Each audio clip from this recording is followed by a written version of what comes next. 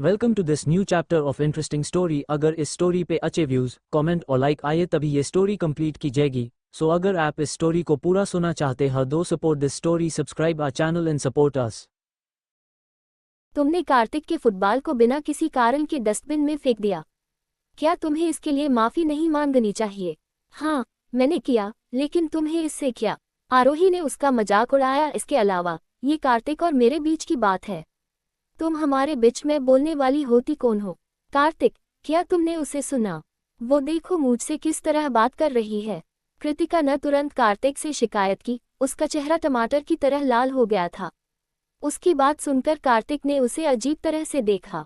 वह ठीक कह रही है, it's none of your business. का क्या? कृतिका कुछ कदम पीछे हट गए। उसने अविश्वास कार्तिक की तरफ देखा। उसने लगा जैसे उसने उसे गलत सुन लिया हो। यहाँ वो उसकी मदद कर रही थी, लेकिन वो उसे ही डांट रहा था। गेट लॉस्ट, कार्तिक ने कोल्डली कहा। कृतिका दंग रह गई, जबकि अन्य लोगों ने एक दूसरे से नजर मिलाई। अभी अभी उन्होंने सोचा था कि उसने अपने गुस्से से छुटकारा पा लिया है, क्योंकि उसने आरोही के साथ बहस नहीं की थी। हालांकि जब कृतिका की बात आई तो उसने उसका पुराने तरीका जारी रखा। कृतिका ने एक नज़र आरोही की देखा, फिर रोते हुए वहां से बाहर भाग गए। उसके इस तरह जाने से सब एक दूसरे की तरफ देखा, पर किसी ने कुछ भी कहने की हिम्मत नहीं की। आरोही ने बिना किसी एक्सप्रेशन के कार्तिक को देखा और सोचा, मुझे उम्मीद नहीं थी कि कार्तिक उसके साथ इतनी बेरहमी से पेश आएगा। वो नहीं जानता कि लड़कियों के साथ कैसे बिहेव करना चाहिए। सबसे खराब सिचुएशन ये थी कि वो लड़कियों को मारता था। सच में उसकी होने वाली पत्नी बहुत ही बदकिस्मत होंगी। जब उसने कार्तिक की तुलना में दक्ष के बारे में सोचा तो उसका पति सबसे अच्छा है, क्योंकि वो उसके साथ बहुत नर्म था। ठीक है, कभी भी उसे गुस्सा आ जाता था, पर इसमें उसकी ही गलती होती थी। कार्तिक अपने गुस्से को शांत करने ही वाला था कि उसने आरोही की आंखों अपने लिए घृणा देखी और उसकी आंखें फिर से लाल हो गए। तुम क्या देख रही हो? अगर तुम मुझे ऐसे ही देखती रही तो मैं तुम्हारी आंखें निकाल दूंगा। इस बदसूरत लड़की की मुझे इस तरह दिखने की हिम्मत कैसे हुए? उसकी बात सुनकर आरोही ने अपनी आंखें रोल की, पर कुछ नहीं कहा। अतीत में हालांकि उसने कार्तिक के साथ बहस करने की हिम्मत की थी, लेकिन वो उससे काफी डरती थी और अक्सर पीछे हट जाती थी। हालांकि जब उसने अतीत में उसके दी गई चेतावनी को याद किया, तब उसे लगा कि वो एक बुरा इंसान नहीं है। ऐसे ही एक हफ्ता गुजर गया। इन एक हफ्तों में दक्ष ने एक बार भी आरोही को कॉल या मैसेज नहीं किया, जिस वजह से आरोही बहुत उदास थी। ऐसा नहीं था कि उसने दक्ष को कॉल नहीं किया, उसने उसे कई बार कॉल किया, पर दक्ष ने उसके कॉल का कोई जवाब नहीं दिया, नहीं उसे कॉल बैक किया, जिस वजह से वो दक्ष से बहुत गुस्सा थी। ठीक है, काम इम्पोर्टेंट है, पर क्या उसके पास इतना भी टाइम नहीं है कि एक बार उसे कॉल करके उसका हाल चाल पूछ ले कि वो कैसे है, वो ठीक है भी कि नहीं? पर नहीं, उसे उससे कोई मतलब नहीं था। उसे तो बस अपने काम से मतलब था। ऐसा था वो अपने काम से शादी कर लेता, उससे शादी क्योंकि हुआ। आरोही ने सोच लिया था एक बार बस दक्ष वापस आ जाए, वो इन सब का उससे गिन गिन का बदला लेगी। वो उससे कोई बात नहीं करेगी, उसे उसी तरह इग्नोर करेगी जैसे उसने पिछले एक हफ्ते में उसे इग्नोर किया था। हर दिन की तरफ आरोही कॉलेज से वापस आए। आज भी उसका मूड बहुत खराब था। उसका तो दिल घर आने का कर ही नहीं रहा था। भले ही उसने सोच लिया था कि वो दक्ष से बात नहीं करेगी, उस पर बहुत गुस्सा करेगी, पर वो उसे उतना ही मिस कर रही थी। उसके प्यार और अपनेपन को मिस कर रही थी। एक दक्ष ही था जो उसे वैसे प्यार करता था जैसी वो थी। जैसे ही वो घर के अंदर आए, उसकी नज़र समाने गए और सामने का नज़ारा देखकर उसकी आंखें चमक उठी। सामने सोफे पर दक्ष बैठा था और शौर्य के साथ कुछ डिस्कशन कर रहा था। उसका मन हुआ कि वो दौड़कर दक्ष के पास जाए और उसे कसकर गले लगाकर उस पर खूब गुस्सा करे। वही जानती थी कि उसने ये एक हफ्ते उसके बिना कैसे बिताया था, लेकिन जैसे तैसे उसने खुद को कंट्रोल किया। नहीं, इस बार वो दक्ष को इतनी आसानी से माफ नहीं करेगी। फिर वो दक्ष को इग्नोर करते हुए अंदर जाने लगी। उसने ऐसा दिखाया कि जैसे उसने उसे देखा ही नहीं। वही दक्ष के उसे देख लिया था। उसे तो लगा कि उसे देखते ही आरोही खुश हो जाएगी, लेकिन जैसे ही उसने आरोही को इस तरह खुद को इग्नोर करके वहां से जाते देखा, उसका आसपास का माहौल अचानक से ठंडा हो गया। फिर वो अपनी कोल्ड आवाज में बोला, स्टॉप। वही दक्ष की इतनी खतरनाक आवाज सुनकर आरोही के पैर अपने आप रुक गए, लेकिन उसने पलटकर दक्ष की तरफ नहीं देखा। वही आरोही को अभी को खुद को इग्नोर करता देख दक्ष ने कसकर अपनी मुट्ठी भींच ली। वो जानता था कि वो उससे गुस्सा थी। वो चाहे तो उस पर गुस्सा कर सकती थी, लेकिन उसे इग्नोर करना नहीं, वो ये बर्दाश्त नहीं कर सकता था। और आरोही को ये बात अच्छे से पता थी कि दक्ष को ये बिल्कुल भी पसंद नहीं था कि वो उसे इग्नोर करे। पिछली जिंदगी में भी जब भी वो उसे इग्नोर करती तो वो जैसे पागल हो जाता था। वो कुछ भी बर्दाश्त कर सकता था सिवाय उसके इग्नोरेंस के। आरोही को भले ही दक्ष से डर लग रहा था पर उसने भी सोच लिया था कि वो इस बार इतनी आसानी से हार नहीं मानेगी। आखिर उसे भी पता चले कैसे लगता है जब आपको कोई इग्नोर करता है, खासकर वो इंसान जिससे आप बहुत प्यार करते हैं। वही दक्ष को इतने गुस्से में देखकर वहां खड़े नौकर डर के मारे थर थर कांप रहे थे। वो अच्छे से जानते थे कि उनके बॉस का गुस्सा कितना खतरनाक है। उन सबको आरोही के लिए डर भी लग रहा था कि दक्ष गुस्से में आकर आरोही के साथ कुछ गलत न कर दे। भले ही आरोही को यहाँ पर रहते हुए कुछ महीने हो गए थे, लेकिन वह सर्वेंट पिछले कई सालों से यहाँ पर कम कर रहे थे। उन्होंने आज तक किसी भी लड़की को दक्ष के आसपास नहीं देखा तो उसे इग्नोर करना तो बहुत दूर की बात है। सच में उनकी लेडी बॉस बहुत बहादुर थी, पर अभी तक उन्हें ये बात समझ नहीं आई थी कि दक्ष ने आरोही जैसी लड़की से शादी क्यों की। जहाँ तक उन्हें पता था कि दक्ष को लड़कियां बिल्कुल भी पसंद नहीं था।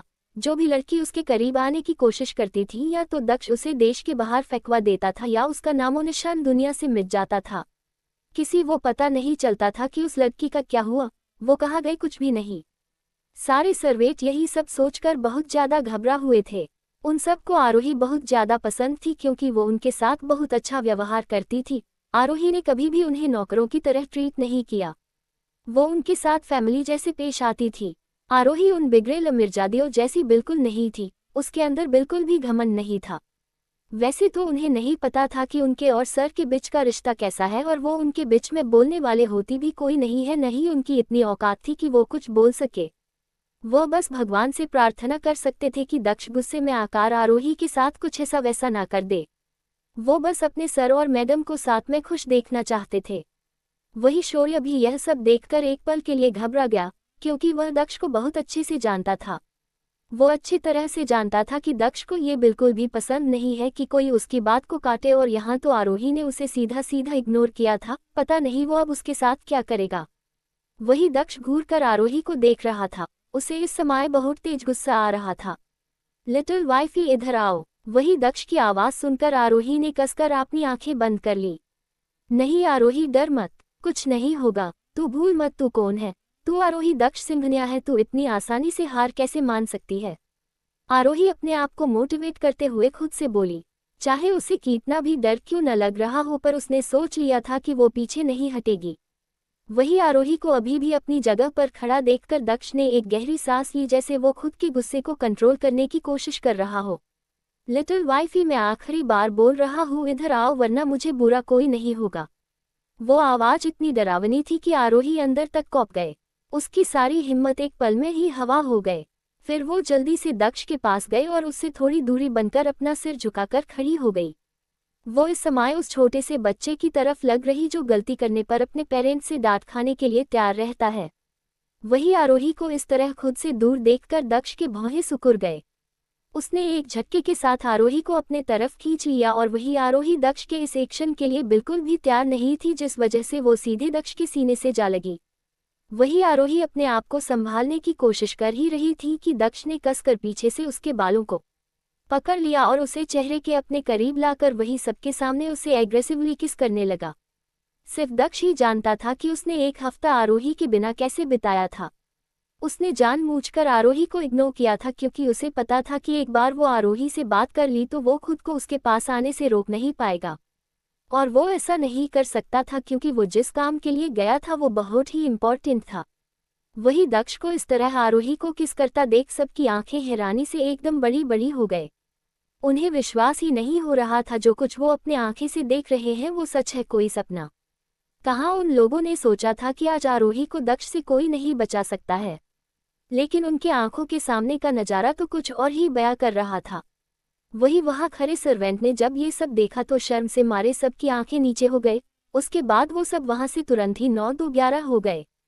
अब आगे क्या होगा दक्ष और आरोही की जिंदगी में?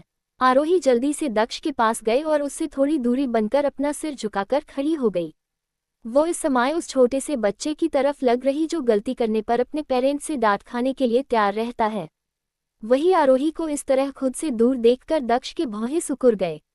उसने एक झटके के साथ आरोही को अपने तरफ खींच लिया और वही आरोही दक्ष के इस एक्शन के लिए बिल्कुल भी तैयार नहीं थी, जिस वजह से वो सीधे दक्ष के सीने से जा लगी। वही आरोही अपने आप को संभालने की कोशिश कर ही रही थी कि दक्ष ने कसकर पीछे से उसके बालों को पकड़ लिया और उसे चेहरे के अपने करीब लाकर वही सबके सामने उसे एग्रेसिवली किस करने लगा। सिर्फ दक्ष ही जानता था कि उसने एक हफ्ता आरोही के बिना कैसे बिताया था। उसने जानबूझकर आरोही को इग्नोर किया था, क्योंकि उसे पता था कि एक बार वो आरोही से बात कर ली तो वो खुद को उसके पास आने से रोक नहीं पाएगा। और वो ऐसा नहीं कर सकता था, क्योंकि वो जिस काम के लिए गया था वो बहुत ही इम्पोर्टेंट था। वही दक्ष को इस तरह आरोही को किस करता देख सबकी आंखें हैरानी से एकदम बड़ी बड़ी हो गए। उन्हें विश्वास ही नहीं हो रहा था जो कुछ वो अपने आंखें से देख रहे हैं वो सच है, कोई सपना। कहाँ उन लोगों ने सोचा था कि आज आरोही को दक्ष से कोई नहीं बचा सकता है, लेकिन उनके आंखों के सामने का नज़ारा तो कुछ और ही बयां कर रहा था। वही वहां खड़े सर्वेंट ने जब ये सब देखा तो शर्म से मारे सबकी आंखें नीचे हो गए। उसके बाद वो सब वहां से तुरंत ही 9-2-11 हो गए। दक्ष बहुत ही एग्रेसिवली आरोही को किस कर रहा था। उसे देखकर ऐसा लग रहा था कि वो आरोही को निकल जाना चाहता हो।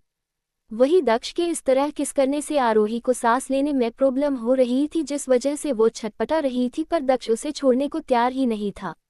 दक्ष ने वैसे ही किस करते हुए आरोही को अपनी गोद में उठा लिया और दक्ष के इस तरह करने से आरोही डर गए और डर के मारे उसने कसकर दक्ष को पकड़ लिया और अपने दोनों पैर दक्ष की कमर के चारों ओर लपेट लिए। दक्ष ने भी आरोही को उसकी कमर से पकड़ लिया जिससे वो गिरे नहीं, पर इन सब में दक्ष ने अपनी किस ब्रेक नहीं की थी और वो अभी भी उसी पैशन के साथ उसे किस कर रहा था, बल्कि समय के साथ उसका पैशन बढ़ता ही जा रहा था। तभी दक्ष की नज़र वहां खड़े शौर्य पर गए जो उन्हें ही घूर रहा था। ये देखकर दक्ष ने उसे एक कोड दिया। वही दक्ष के इस तरह देखने से शौर्य अपने होश में आया। उसने दक्ष को अपने दांत दिखा दिए और वो वहां से 9-2-11 हो गया। उसे पता था कि वो एक भी और यहाँ रुका तो ये राक्षस उसे कच्चा ही चबा जाएगा। ऊपर से वो उन दोनों को डिस्टर्ब भी नहीं करना चाहता था। दक्ष को कोई सबसे अच्छी तरह से जानता था, वो शौर्य था। वो जानता था कि दक्ष कितना अकेले है और उसे किसी के साथ की कितनी ज़रूरत है। वो तो हमेशा से चाहता था कि दक्ष की जिंदगी में कोई आए और उसे जीना सिखा, उसे बताए कि जिंदगी कितनी खूबसूरत है। आरोही के आने से पहले दक्ष किसी रोबोट के काम नहीं था। उसकी जिंदगी काम से शुरू होकर काम पर खत्म हो जाती थी। उसे किसी ने कोई मतलब नहीं था, यहाँ तक कि अपने परिसर से भी नहीं। जब उसे पता चला था कि दक्ष शादी कर रहा था, वो जितना हैरान था उससे ज़्यादा ही खुश था और उम्मीद कर रहा था कि उस लड़की के आने की वजह से शायद दक्ष बदल जाए, और आज लग रहा था कि दक्ष सच में बदल रहा है। उसकी जिंदगी में अब कोई था जो उसके काम से ज़्यादा इम्पोर्टेंट था। आज शौर्य ने दक्ष के आंखों में आरोही के एक अलग सा ही जुनून देखा था। दक्ष आरोही को वैसे ही किस करते हुए ऊपर कमरे में ले गया। रूम में पहुंचकर दक्ष ने आरोही को बेड पर फेंक दिया। वही दक्ष के इस तरह करने के आरोही के मुंह से एक चीख निकल गए। बेड बहुत सॉफ्ट था जिस वजह से आरोही को कोई चोट नहीं आए। आरोही अभी खुद को संभालने की कोशिश कर ही रही थी कि दक्ष उसके ऊपर आ गया और उसे फिर से किस करने लगा। इस बार की पहले वाले किस से अलग थी, वो उसे बहुत ही प्यार से किस कर रहा था, जैसे वो अपने किस के थ्रू आरोही को बताना चाह रहा हो कि उसने इन एक हफ्तों में आरोही को कितना मिस किया। वही दक्ष के इस तरह करने से आरोही भी अपने इमोशन को कंट्रोल नहीं कर पाए और भी दक्ष का उसके किस में साथ देने लगी। उसने एक हाथ से दक्ष को कसकर पकड़ लिया और अपना दूसरा हाथ उसके बालों में ले गए और उसे किस करने लगा। वही आरोही को रिस्पॉन्स करता देख दक्ष को बहुत अच्छा लगा और वो इंटेंसिटी के साथ उसे किस करने लगा। दोनों में कोई भी एक दूसरों को छोड़ने का नाम नहीं ले रहा था। वो दोनों किसी भूखे भेड़िए की तरह एक दूसरे को किस कर रहे थे। ऐसे ही 15 बीत गए पर वो दोनों अभी भी वैसी ही एक दूसरे को किस कर रहे थे। थोड़ी देर बाद जब दक्ष को फील हुआ कि आरोही को सांस लेने में प्रॉब्लम हो रही है तो वो उसकी लिप्स को छोड़कर उसके गले पर किस करने लगा। बीच बीच में वो उसे बाइट भी कर रहा था।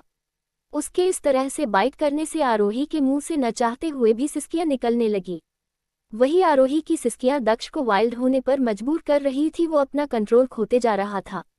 आरोही वो पहली लड़की थी जिसे देखकर दक्ष चाहकर भी खुद को कंट्रोल नहीं कर पाता था। आरोही के अलावा आज तक कोई भी लड़की दक्ष को अपने तरफ अट्रैक्ट नहीं कर पाई थी। उसके पास लड़कियों की कोई कमी नहीं थी, वो जिससे चाहता उससे शादी कर सकता था, पर फिर भी उसने आरोही जैसे सिंपल लड़की से शादी की जो उससे उम्र में बहुत छोटी थी। दक्ष को भी नहीं पता था कि उसे आरोही में क्या पसंद था। आरोही में ऐसा क्या था जिससे वो खुद को कंट्रोल नहीं कर पाता था। बस वो इतना जानता था कि इस दुनिया में आरोही के अलावा कोई दूसरी लड़की नहीं जो उसे अपने तरफ अट्रैक्ट कर सके। वही जब दक्ष ने और बर्दाश्त नहीं हुआ तो उसने एक झटके के साथ आरोही के टॉप को फोड़ दिया और अब आरोही की गोरी मखमली स्किन दक्ष के सामने थी। आरोही को इस तरह देखकर दक्ष को अपना गला सूखता हुआ महसूस हुआ। वही आरोही को दक्ष के इस एक्शन की बिल्कुल भी उम्मीद नहीं थी, जिस वजह से वो घबरा गई और उसने जल्दी से अपने दोनों हाथों से अपने आप को कवर कर लिया। ऐसा नहीं था कि ये पहली बार था जब वो दक्ष के इतना क्लोज आए थी। पिछली जिंदगी में तो उसके और दक्ष के बीच में सब कुछ हुआ था जो एक पति पत्नी के बीच में होता है, लेकिन जब वो सब हुआ था तो वो नशे में थी और उसके बाद वो प्रेग्नेंट हो गए थी। इसलिए एक तरह से देखा जाए तो उसके लिए ये सब नया था, जिस वजह से उसे बहुत शर्म आ रही थी। ऐसा नहीं था कि उसे दक्ष के करीब आने से प्रॉब्लम थी, वो बस अभी शायद इन सब चीज़ों के लिए तैयार नहीं थी। पता नहीं, पर उसके मन में अभी भी कुछ झिझक बाकी थी। ऑफकोर्स वो दक्ष से बहुत प्यार करती थी, पर वो उससे पहले चाहती थी कि वो दक्ष पहले एक दूसरे को अच्छी तरह से जान ले, समझ ले, उसके बाद उनके बीच वो सब तो अच्छा है। वो बस एक नॉर्मल लड़की की तरह प्यार में पड़ना चाहती थी। वही दक्ष ने जब आरोही को इस शिमरता देखा तो उसके चेहरे एक छोटी सी न दिखने वाली स्माइल आ गई, पर उसने जल्दी से उसे छुआ लिया। फिर आरोही के हाथ को उसके चेस्ट से हटाते हुए बोला, वाइफी तुम क्या छुपाने की कोशिश कर रहा हो? तुम भूलो मत कि वो चीज़ मेरी है, उसे छूने का, देखने का, प्यार करने का पूरा हक है मुझे। तुम मुझसे वो हक नहीं छीन सकती हो। वही दक्ष के मुंह से ऐसी बेशर्मों वाली बातें सुनकर आरोही का मुंह खुला और खुला रह गया। साथ ही साथ उसे दक्ष की बात सुनकर शर्म भी बहुत आ रही थी। उसका मन कर रहा था कि वो अभी के अभी यहाँ से कहीं गायब हो जाए। तभी आरोही की नज़र दक्ष की तरफ गए, पर दक्ष की नज़र तो कहीं और ही थी और अपनी इंटेंस भरी नज़रों से उसे घूर रहा था। वही दक्ष को इस तरह देखकर आरोही के गाल शर्म के लाल हो गए और वो दक्ष को धक्का देते हुए बोली, हब्बी आप बहुत ही बेशर्म हो, छोड़िए मुझे हुआ। वही आरोही की बात सुनकर दक्ष को हंसी आ गई। फिर कसकर आरोही को उसकी कमर से पकड़ते हुए बोला, वाइफी तुमने अभी मेरी बेहरमी देखी कहा है, पर कोई नहीं, बात नहीं। अब जब तुमने मुझे बेशर्म बोल ही दिया है तो मैं तुम्हें बताता हूँ बेशर्म होना किसी कहते हैं। ये सुनकर आरोही की आंखें चौड़ी हो गए। आरोही चाहे कितनी भी कोशिश क्यों न कर रही हूँ दक्ष की पकड़ से खुद को छुड़ाने की, पर वो हिल भी नहीं पा रही थी। वो उसकी पकड़ से छूटना तो दूर की बात है। थोड़ी देर बाद रूम में सिर्फ आरोही के सिसकियां की आवाज़ सुनाई दे रही थी। बीच में आरोही की कहराने की आवाज़ भी आ रही थी, जिससे ये साफ पता चल रहा था कि दक्ष आरोही को मीठा वाला प्यार कर रहा था। वही दक्ष के इस तरह करने से आरोही को बहुत शर्म आ रही थी, पर वो चाह कर भी कुछ नहीं सकती थी क्योंकि दक्ष उसकी एक नहीं सुन रहा था। थक हार कर आरोही ने कोशिश करना बंद कर दिया और दक्ष जो कर रहा था उसे करने दिया। दक्ष तब तक आरोही के साथ वो सब करता रहा जब तक वो पूरी तरह से सेटिस्फाई नहीं हो गया। उसके बाद उसने आरोही को छोड़ दिया। पर इन सब में दक्ष ने अपनी लिमिट क्रॉस नहीं की। उसे पता था कि आरोही अभी इन सब के लिए तैयार नहीं थी और ऊपर से ये सब चीज़ों के लिए वो अभी बहुत छोटी भी थी और दक्ष को भी कोई जल्दी नहीं थी। वैसे भी आरोही सिर्फ और सिर्फ उसकी थी, इसलिए इन सब चीज़ों से फर्क नहीं पड़ता था। आज नहीं तो कल आरोही को होना तो उसी का ही था। ब्रेकफास्ट करने के बाद आरोही वैसे ही पाउट बनाते हुए बोली, मैं कॉलेज जा रही हूँ। ये बोलकर उसने अपना बैग उठाया और बाहर की तरफ जाने लगी। वही आरोही की हाथ में बैग देखकर दक्ष की आंखें छोटी हो गई और वो उसे रोकते हुए बोला, तुम कहाँ जा रही हो? वही उसकी आवाज़ इतनी डरवानी थी कि एक पल के लिए आरोही भी कौंप गए। फिर उसने जैसे तैसे खुद को संभाला और दक्ष की तरफ देखते हुए बोली, वो मैंने तुम्हें बताया था न, कॉलेज यहाँ से बहुत दूर है जिस वजह मेरी पढ़ाई में इम्पैक्ट हो सकता है, इसलिए मैंने डिसाइड किया है अब से मैं कॉलेज की डॉर्मेट्री में रहूंगी। वही जैसे ही आरोही ने ये कहा आसपास का माहौल एकदम से भयानक हो गया। दक्ष की सुर्ख आंखें लाल हो गई। उसने उसी लाल आंखों से वहां खड़े नौकरों की तरफ देखा और दक्ष को इतने गुस्से में देखकर सारे नौकर दुम दबाकर वहां से भाग गए। फिर आरोही की तरफ देखते हुए बोला, किसने कहा कि तुम कॉलेज डॉर्मेट्री में रहोगी? ये सुनकर आरोही हैरान हो गए। उसी हैरानी के साथ बोली, तुमने ही तो कहा था कि मैं जो चाहे कर सकती हूँ, जहाँ चाहे जा सकती हूँ, तुम मुझे रोकोगे नहीं। ये सुनकर दक्ष वैसे ही बिना किसी इमोशन के बोला, हाँ मैंने कहा था, पर मैंने तुम्हें कभी भी खुद से दूर जाने की परमिशन नहीं दी। तुम जो चाहे कर सकती हो, पर तुम्हें रहना तो मेरे साथ ही है। ये बोलते हुए दक्ष कब आरोही के एकदम नजदीक आ गया। आरोही को पता नहीं चला और जब तक पता चला तब तक बहुत देर हो चुकी थी। दक्ष को अपने इतने करीब देखकर आरोही की दिल की धड़कन एकदम से तेज हो गई, पर वो उससे दूर जा पाती उससे पहले ही दक्ष ने उसे झटके के साथ उसे अपनी गोद में उठा लिया और उसे ऊपर अपने रूम की तरफ ले जाते हुए बोला, वाइफी अपनी पुनिशमेंट के लिए तैयार हो जाओ। वही दक्ष के मुंह से अपने लिए वाइफी सुनकर आरोही के गाल शर्म से लाल हो गए, पर जैसे ही उसने उसकी पनिशमेंट वाली बात सुनी उसकी आंखें चौड़ी हो गए। पनिशमेंट पर हब भी मैंने किया क्या? ये सुनकर दक्ष ने घूर कर उसकी तरफ देखा। वही दक्ष के इस तरह देखने से आरोही डर गई और उनने जल्दी से अपना छोटा सा चेहरा उसकी छाती में छुपा लिया। भले ही उसे पता था कि दक्ष उसे कभी भी चोट नहीं पहुंचा सकता है, पर फिर भी उसे दक्ष के गुस्से से बहुत डर लगता था। उसे पता था कि दक्ष कितना खतरनाक इंसान है। दक्ष वैसे ही आरोही को लिए सीधा अपने रूम में ले गया। रूम में ले जाकर उसने उसे सीधा बेड पर पटक दिया। बेड बहुत ही सॉफ्ट था, जिस वजह से उसे कोई चोट नहीं आई, पर दक्ष के इस एक्शन से डर जरूर गए थी। दक्ष का ये एक्शन उसके दिल में खौफ पैदा करने लिए काफी था, पर वो खुद को संभाल पाती उससे पहले ही दक्ष उसके ऊपर आ गया और नीली आंखें में देखते हुए बोला, तुम्हारी हिम्मत कैसे हुई मुझसे दूर जाने की सोचने की? वही दक्ष को इतने गुस्से में देखकर आरोही कांपने लगी। उसे समझ आ गया कि दक्ष ने उसे गलत समझ लिया है, पर वो कुछ बोलती उससे पहले ही दक्ष ने अपने सख्त होठ आरोही के नर्म होठों पर रख दिए और उसे रिडली किस करने लगा। उसके किस में जरा सा भी प्यार नहीं था, सिर्फ और सिर्फ गुस्सा था। आरोही के खुद दूर जाने वाली बात सुनकर दक्ष पागल हो गया था। वो कुछ भी बर्दाश्त कर सकता था, पर आरोही को खुद से दूर जाने नहीं दे सकता था। सिर्फ वो ही जानता था कि उसने आरोही को अपना बनने के लिए क्या कुछ नहीं किया था। आरोही ने सोच भी कैसे लिए को वो उसे खुद से दूर जाने देगा। लगता है उसने उसकी छूट का गलत मतलब निकल लिया है। उसे बताना पड़ेगा कि दक्ष सिंघानिया कौन है। वही दक्ष के इस तरह किस करने से आरोही की आंखें बड़ी हो गई। उसे समझ नहीं आ रहा था कि दक्ष को अचानक से क्या हुआ, वो इस तरह क्यों रिएक्ट कर रहा था। वही दक्ष के इस तरह बिना रुके रिडली किस करने आरोही को अब अपने होठों पर दर्द होने लगा था, पर चाहे उसे कितना भी दर्द क्यों न हो रहा हो, उसकी इतनी हिम्मत नहीं थी कि दक्ष को रोक सके या खुद से दूर कर सके। उसे पता था कि अगर उसने दक्ष को खुद से दूर करने की कोशिश की, दक्ष का गुस्सा शांत होने के वजह और बढ़ जाएगा। दक्ष के साथ इतने साल रहने पर वो दक्ष को इतना तो जानती ही गई थी, पर उसे कुछ न कुछ करके उसे शांत करना ही होगा, क्योंकि उससे अब और ये दर्द बर्दाश्त नहीं हो रहा था। वही दर्द के मारे आरोही अब छटपटाने लगे थी। सच में अब उससे ये दर्द बर्दाश्त नहीं हो रहा था। वही आरोही के इस तरह छटपटाने से भी दक्ष को कोई फर्क नहीं पड़ा, बल्कि उसकी पकड़ आरोही पर और कस गई, जिससे आरोही के मुंह से एक चीख निकल गई, पर वो चीख उसके गले में ही घुट कर रह गई। आरोही को बहुत दर्द हो रहा था। दर्द के मारे उसके आंख से आंसू किसी झरने की तरह बह रहे थे। दक्ष को इससे भी कोई फर्क नहीं पड़ा। वो बस बिना रुके आरोही को किस किए जा रहा था। आरोही बस रोए ही जा रही थी। उसे तो समझ ही नहीं आ रहा था कि आखिर दक्ष इतने गुस्से में क्यों है और वो उसे किस बात की सजा दे रहा है। वही जब आरोही को सांस लेने में प्रॉब्लम होने लगी, तब जाकर दक्ष ने उसे छोड़ा। दक्ष बिना किसी इमोशन के आरोही के रोते हुए चेहरे को देखा। रोने की वजह से उसका छोटा सा चेहरा पूरा लाल पड़ गया था। उसके होठ भी बुरे तरह से सूज गए थे, जिससे वो और प्यारी लग रही थी। आरोही को इस तरह देखकर दक्ष को उसे अपनी बाहों में भरकर जी भर के प्यार करने का मन कर रहा था। सिर्फ वो जानता था कि उसने इस दिन के लिए कितना इंतजार किया था। उसने जब पहली बार आरोही को देखा था, तभी उसने डिसाइड कर लिया था कि आरोही ही वो लड़की होगी जो आगे चलकर उसकी बीवी बनेगी।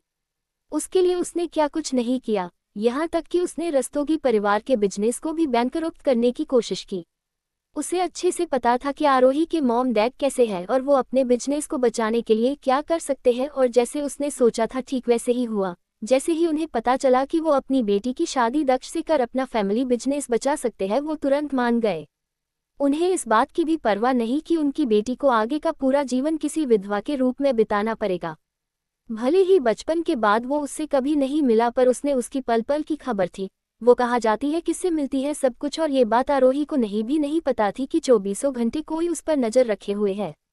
भले ही आरोही का ये दूसरा जन्म था, पर ऐसा बहुत कुछ था जो उसे नहीं पता था। फिर दक्ष धीरे से उसके गाल को सहलाते हुए अपनी कोल्ड आवाज में बोला, वाइफी तुम सिर्फ और सिर्फ मेरी हो। तुम्हारे हर एक चीज पर सिर्फ मेरा हक है, इसलिए आज के बाद मुझसे दूर जाने के बारे में सोचना भी मत, वरना तुम सोच भी नहीं सकती मैं तुम्हारे साथ क्या करूंगा। वही दक्ष के मुंह से ऐसी सनक भरी बातें सुनकर आरोही बुरे तरह से गए।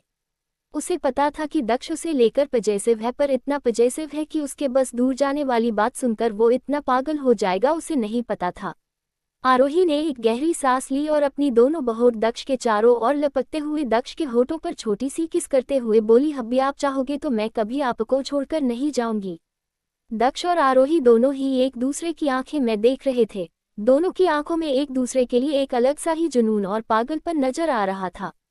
वही आरोही की आंखें में अपने लिए प्यार देखकर दक्ष का गुस्सा जैसे छूमंतर हो गया।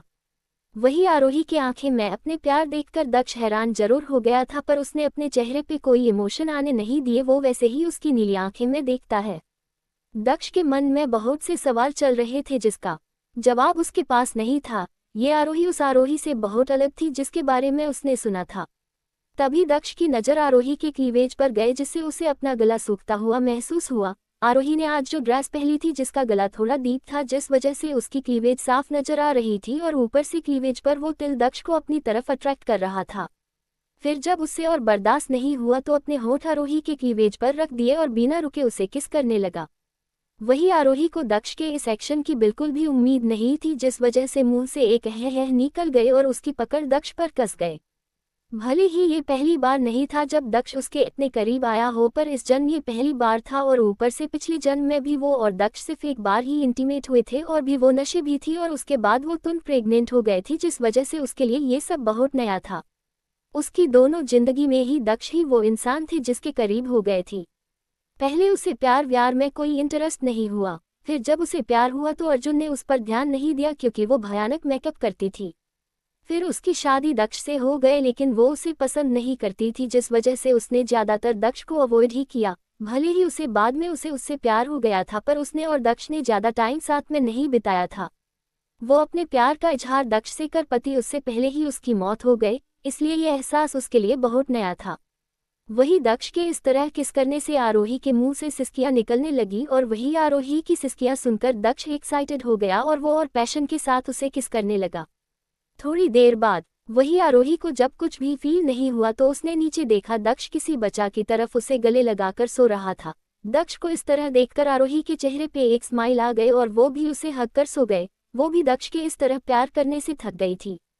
आरोही को इस तरह दक्ष को सोता देख हैरानी जरूर हुई थी क्योंकि उसे पता था कि दक्ष को इंसोम्निया है, पर उसे लगा शायद वो बहुत दिनों से नहीं दिया होगा इसलिए उसे नींद आ गई होगी, इसलिए उसने इस बात पर ज्यादा ध्यान नहीं दिया। हमेशा की तरह डाइनिंग हॉल में एकदम शांति थी। दक्ष अपनी आंखें छोटी करके आरोही को घूर रहा था और वही आरोही दक्ष को इग्नोर करते हुए मजे से अपना नाश्ता कर रही थी। वही आरोही को इस तरह खुद को कंट्रोल करता देख दक्ष ने अपने दांत पीस लिए। ये लड़की दिन पर दिन बोल्ड होते जा रही थी। उसे पता था कि ये सब उसके प्यार का ही नतीजा था जो आरोही के अंदर इतनी हिम्मत आ गई थी कि वो उसे इस तरह इग्नोर कर सके।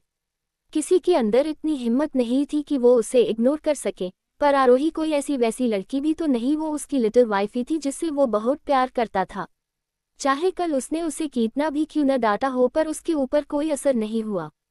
सुबह से ही वो नोटिस कर रहा था कि आरोही उसे इग्नोर कर रही है थी, यहाँ तक कि उसने एक नज़र उठाकर भी उसके तरफ नहीं देखा था, जिससे उसे बहुत तेज गुस्सा आ रहा था। पर वो कर भी क्या सकता था, वो उसे चोट तो पहुंचा नहीं सकता था और ये बात आरोही के अच्छे से पता थी जिस चीज़ का वो फायदा उठा रही थी।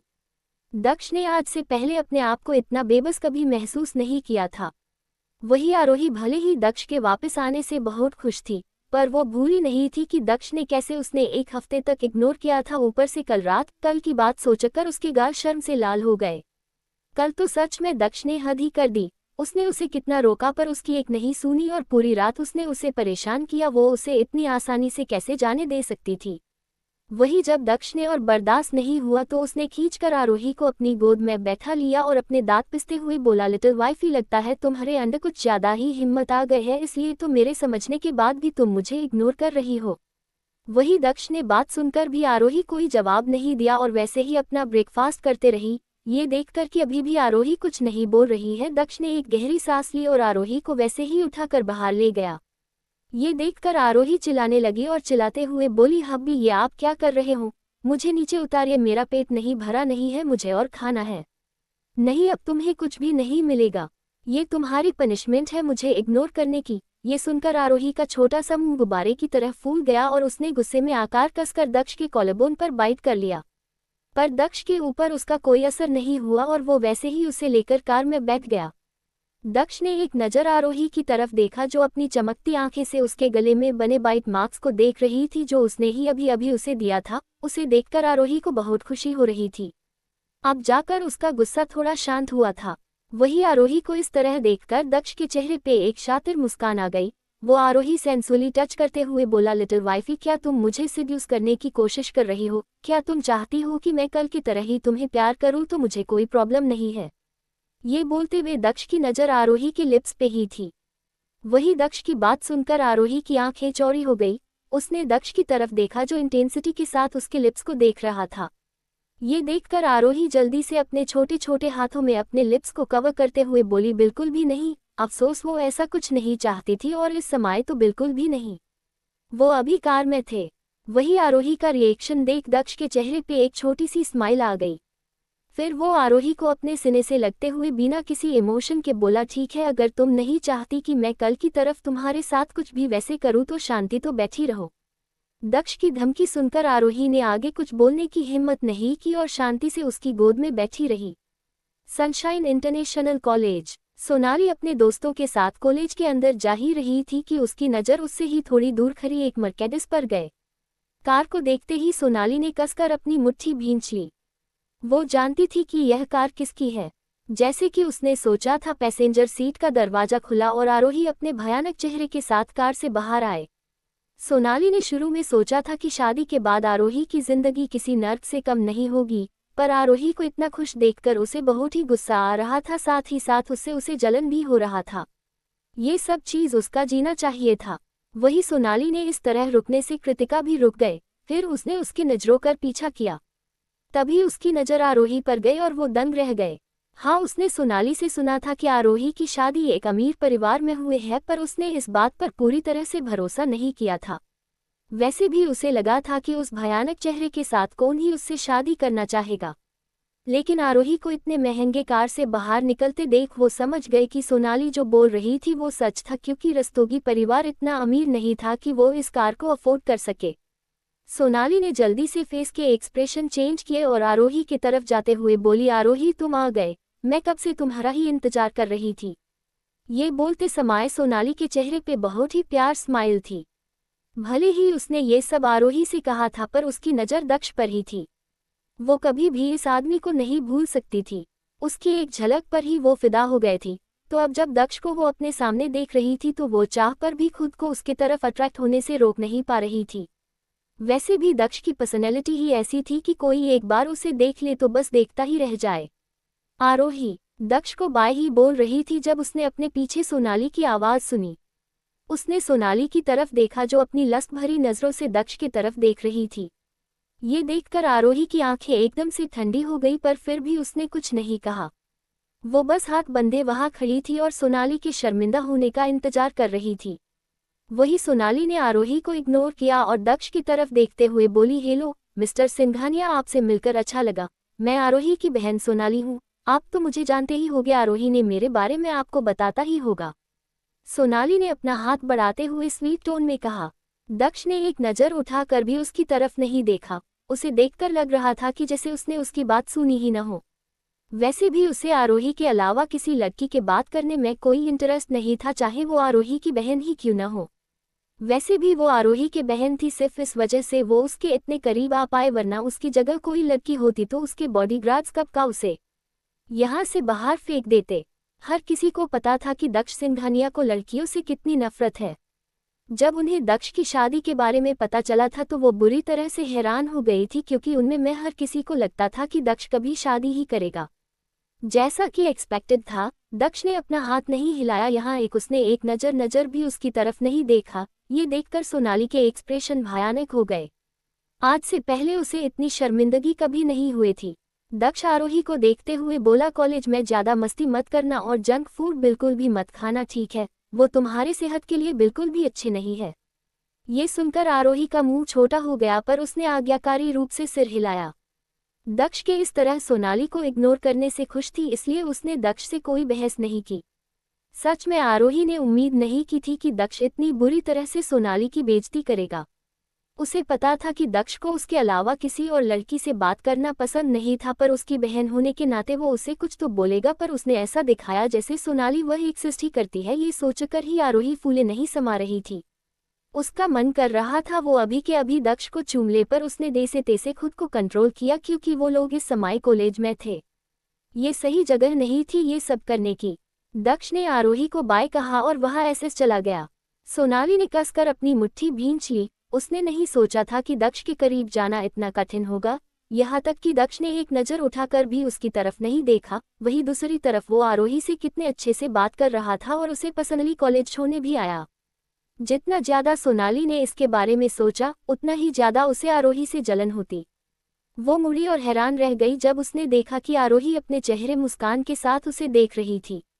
तुरंत उसने अपनी इमोशन को उससे छुपाया और एक बिगड़े बच्चे की तरह एक्ट करते हुए बोली, आरोही, मेरे जीजाजी बहुत सुंदर और बहुत अच्छे हैं। ओह वैसे मैंने तुम्हारा नाम भी प्ले में लिखवा दिया है, इसलिए आज प्रैक्टिस करने तुम्हारे घर आऊंगी। ये सुनकर आरोही की आंखों में ठंडी हो गए। पिछली जिंदगी में सोनाली ने उसे इतने जल्दी आने को नहीं कहा था। आखिरकार वो उस समय अगस्त्या से जल्दी नहीं मिला थी। उसने केवल ये सुना था कि आरोही समुद्र किनारे एक सुंदर बड़े घर में रहती है और वो उसे एक बार देखना चाहती थी, इसलिए उसने उसे वहां ले जाने की जिद की। इत्तेफाक से जब वो आई थी तब उसकी मुलाकात दक्ष से हुई। तब से उसने दक्ष के करीब जाने के लिए हर संभव कोशिश की और यहाँ तक कि कुछ समय के लिए वो दक्ष के विला में भी रुकी। उस समय आरोही अकेली थी और सोनाली से बहुत प्यार करती थी, इसलिए ये सुनकर वो खुश हो गई थी कि उसकी बहन भी थोड़े दिन के लिए उसके साथ रहेगी। लेकिन उसने कभी यह उम्मीद नहीं की थी कि उसकी सो कॉल्ड बहन ने उसके साथ केवल इसलिए अच्छा व्यवहार किया क्योंकि वो उसके हस्बैंड को पसंद करती थी और उससे शादी करना चाहती थी। अब जब वो इस बारे में सोचते थी तो लगता था कि वो पिछले जन्म में अंधी थी जो सोनाली के लालच को नहीं देख सकी। वो मुड़ी और हैरान रह गई जब उसने देखा कि आरोही अपने चेहरे मुस्कान के साथ उसे देख रही थी। तुरंत उसने अपनी इमोशन को उससे छुपाया और एक बिगड़े बच्चे की तरह एक्ट करते हुए बोली, आरोही, मेरे जीजाजी बहुत सुंदर और बहुत अच्छे हैं। ओह वैसे मैंने तुम्हारा नाम भी प्ले में लिखवा दिया है, इसलिए आज प्रैक्टिस करने तुम्हारे घर आऊंगी। ये सुनकर आरोही की आंखों में ठंडी हो गए। पिछली जिंदगी में सोनाली ने उसे इतने जल्दी आने को नहीं कहा था। आखिरकार वो उस समय अगस्त्या से जल्दी नहीं मिला थी। उसने केवल ये सुना था कि आरोही समुद्र किनारे एक सुंदर बड़े घर में रहती है और वो उसे एक बार देखना चाहती थी, इसलिए उसने उसे वहां ले जाने की जिद की। इत्तेफाक से जब वो आई थी तब उसकी मुलाकात दक्ष से हुई। तब से उसने दक्ष के करीब जाने के लिए हर संभव कोशिश की और यहाँ तक कि कुछ समय के लिए वो दक्ष के विला में भी रुकी। उस समय आरोही अकेली थी और सोनाली से बहुत प्यार करती थी, इसलिए ये सुनकर वो खुश हो गई थी कि उसकी बहन भी थोड़े दिन के लिए उसके साथ रहेगी। लेकिन उसने कभी यह उम्मीद नहीं की थी कि उसकी सो कॉल्ड बहन ने उसके साथ केवल इसलिए अच्छा व्यवहार किया क्योंकि वो उसके हस्बैंड को पसंद करती थी और उससे शादी करना चाहती थी। अब जब वो इस बारे में सोचते थी तो लगता था कि वो पिछले जन्म में अंधी थी जो सोनाली के लालच को नहीं देख सकी। नहीं, तुम मेरे घर नहीं आ सकती हो, आरोही ने रुकेपन से कहा। वो पिछले जन्म की तरफ दोबारा वो गलती नहीं करना चाहती थी। सोनाली दक्ष से जितना दूर रहे वही उसके लिए अच्छा था। उसे क्या लगा पिछले बार की तरह वो इस बार भी उसे आसानी से अपने जाल में फंसा लेगी, तो ऐसा बिल्कुल भी नहीं होगा। फिर वो अपने बात को संभलते हुए बोली, मेरे कहने का मतलब था कि दक्ष को इस तरह किसी अनजान का घर आना पसंद नहीं है। आरोही के कहने का सीधा मतलब ये था कि उसके और दक्ष में कोई रिश्ता नहीं था। वही आरोही की बात सुनकर सोनाली ने अपने दांत पिस लिए, पर वो अब कर भी क्या सकती थी। लेकिन तभी उसकी नज़र आरोही के भयानक मेकअप वाले चेहरे पर गई और उसे थोड़ी शांति महसूस हुए। कोई बात नहीं, दक्ष के करीब जाने के उसे और भी कई मौके मिलेंगे। अच्छा कोई बात नहीं, चलो कैंटीन चलते हैं, मुझे प्ले के बारे में तुमसे कुछ डिस्कस करना है। जैसे ही वो लोग कैंटीन पहुंचे, उन्हें देखकर सब लोग आपस में बातें करने लगे। आरोही को देखो, वो दिन पर दिन और बदसूरत होते जा रही थी। सच में मुझे तो कभी कभी सोनाली पर दया आती है कि उसकी इस जैसे बदसूरत बहन है। दोनों का कोई मुकाबला ही नहीं है। सोनाली कितनी काइंड है, वही आरोही किसी लोमड़ी की तरह चालक। सच में ये दोनों साथ में मुझे ब्यूटी एंड बीस्ट की याद दिलाते हैं। तुम लोग उस बदसूरत लड़की की बात क्यों कर रहे हो? वो बस इसलिए अभी तक हमारे कॉलेज में है क्योंकि उसने कॉलेज में टॉप किया है। इसने तो सच में इस बार अपनी बहन सोनाली को भी पीछे छोड़ दिया। तभी दूसरी लड़की बोली, ये तो कुछ भी नहीं है, तुमने सुना कि प्ले में वो अर्जुन की पार्टनर है। ये सुनकर सब लड़कियों की आंखें नफरत से भर गए। असल में हुआ ये था कि प्ले में प्रिंस का रोल अर्जुन कर रहा था, वही स्नो वाइट का रोल अभी तक डिसाइड नहीं हुआ था और सब लड़कियां वो रोल अपने लिए हासिल करना चाहती थी। इसलिए टीचर ने डिसाइड किया कि वो चिट निकलेगी, जिसका भी नाम निकलेगा वो स्नो वाइट बनेगी। इस डिसीजन से लड़कियां खुश तो नहीं थी, पर वो कुछ कर भी तो नहीं सकती थी क्योंकि ये टीचर का फैसला था। और जब चिट निकली तो उसने आरोही का नाम आया, जिसकी किसी ने उम्मीद नहीं की थी।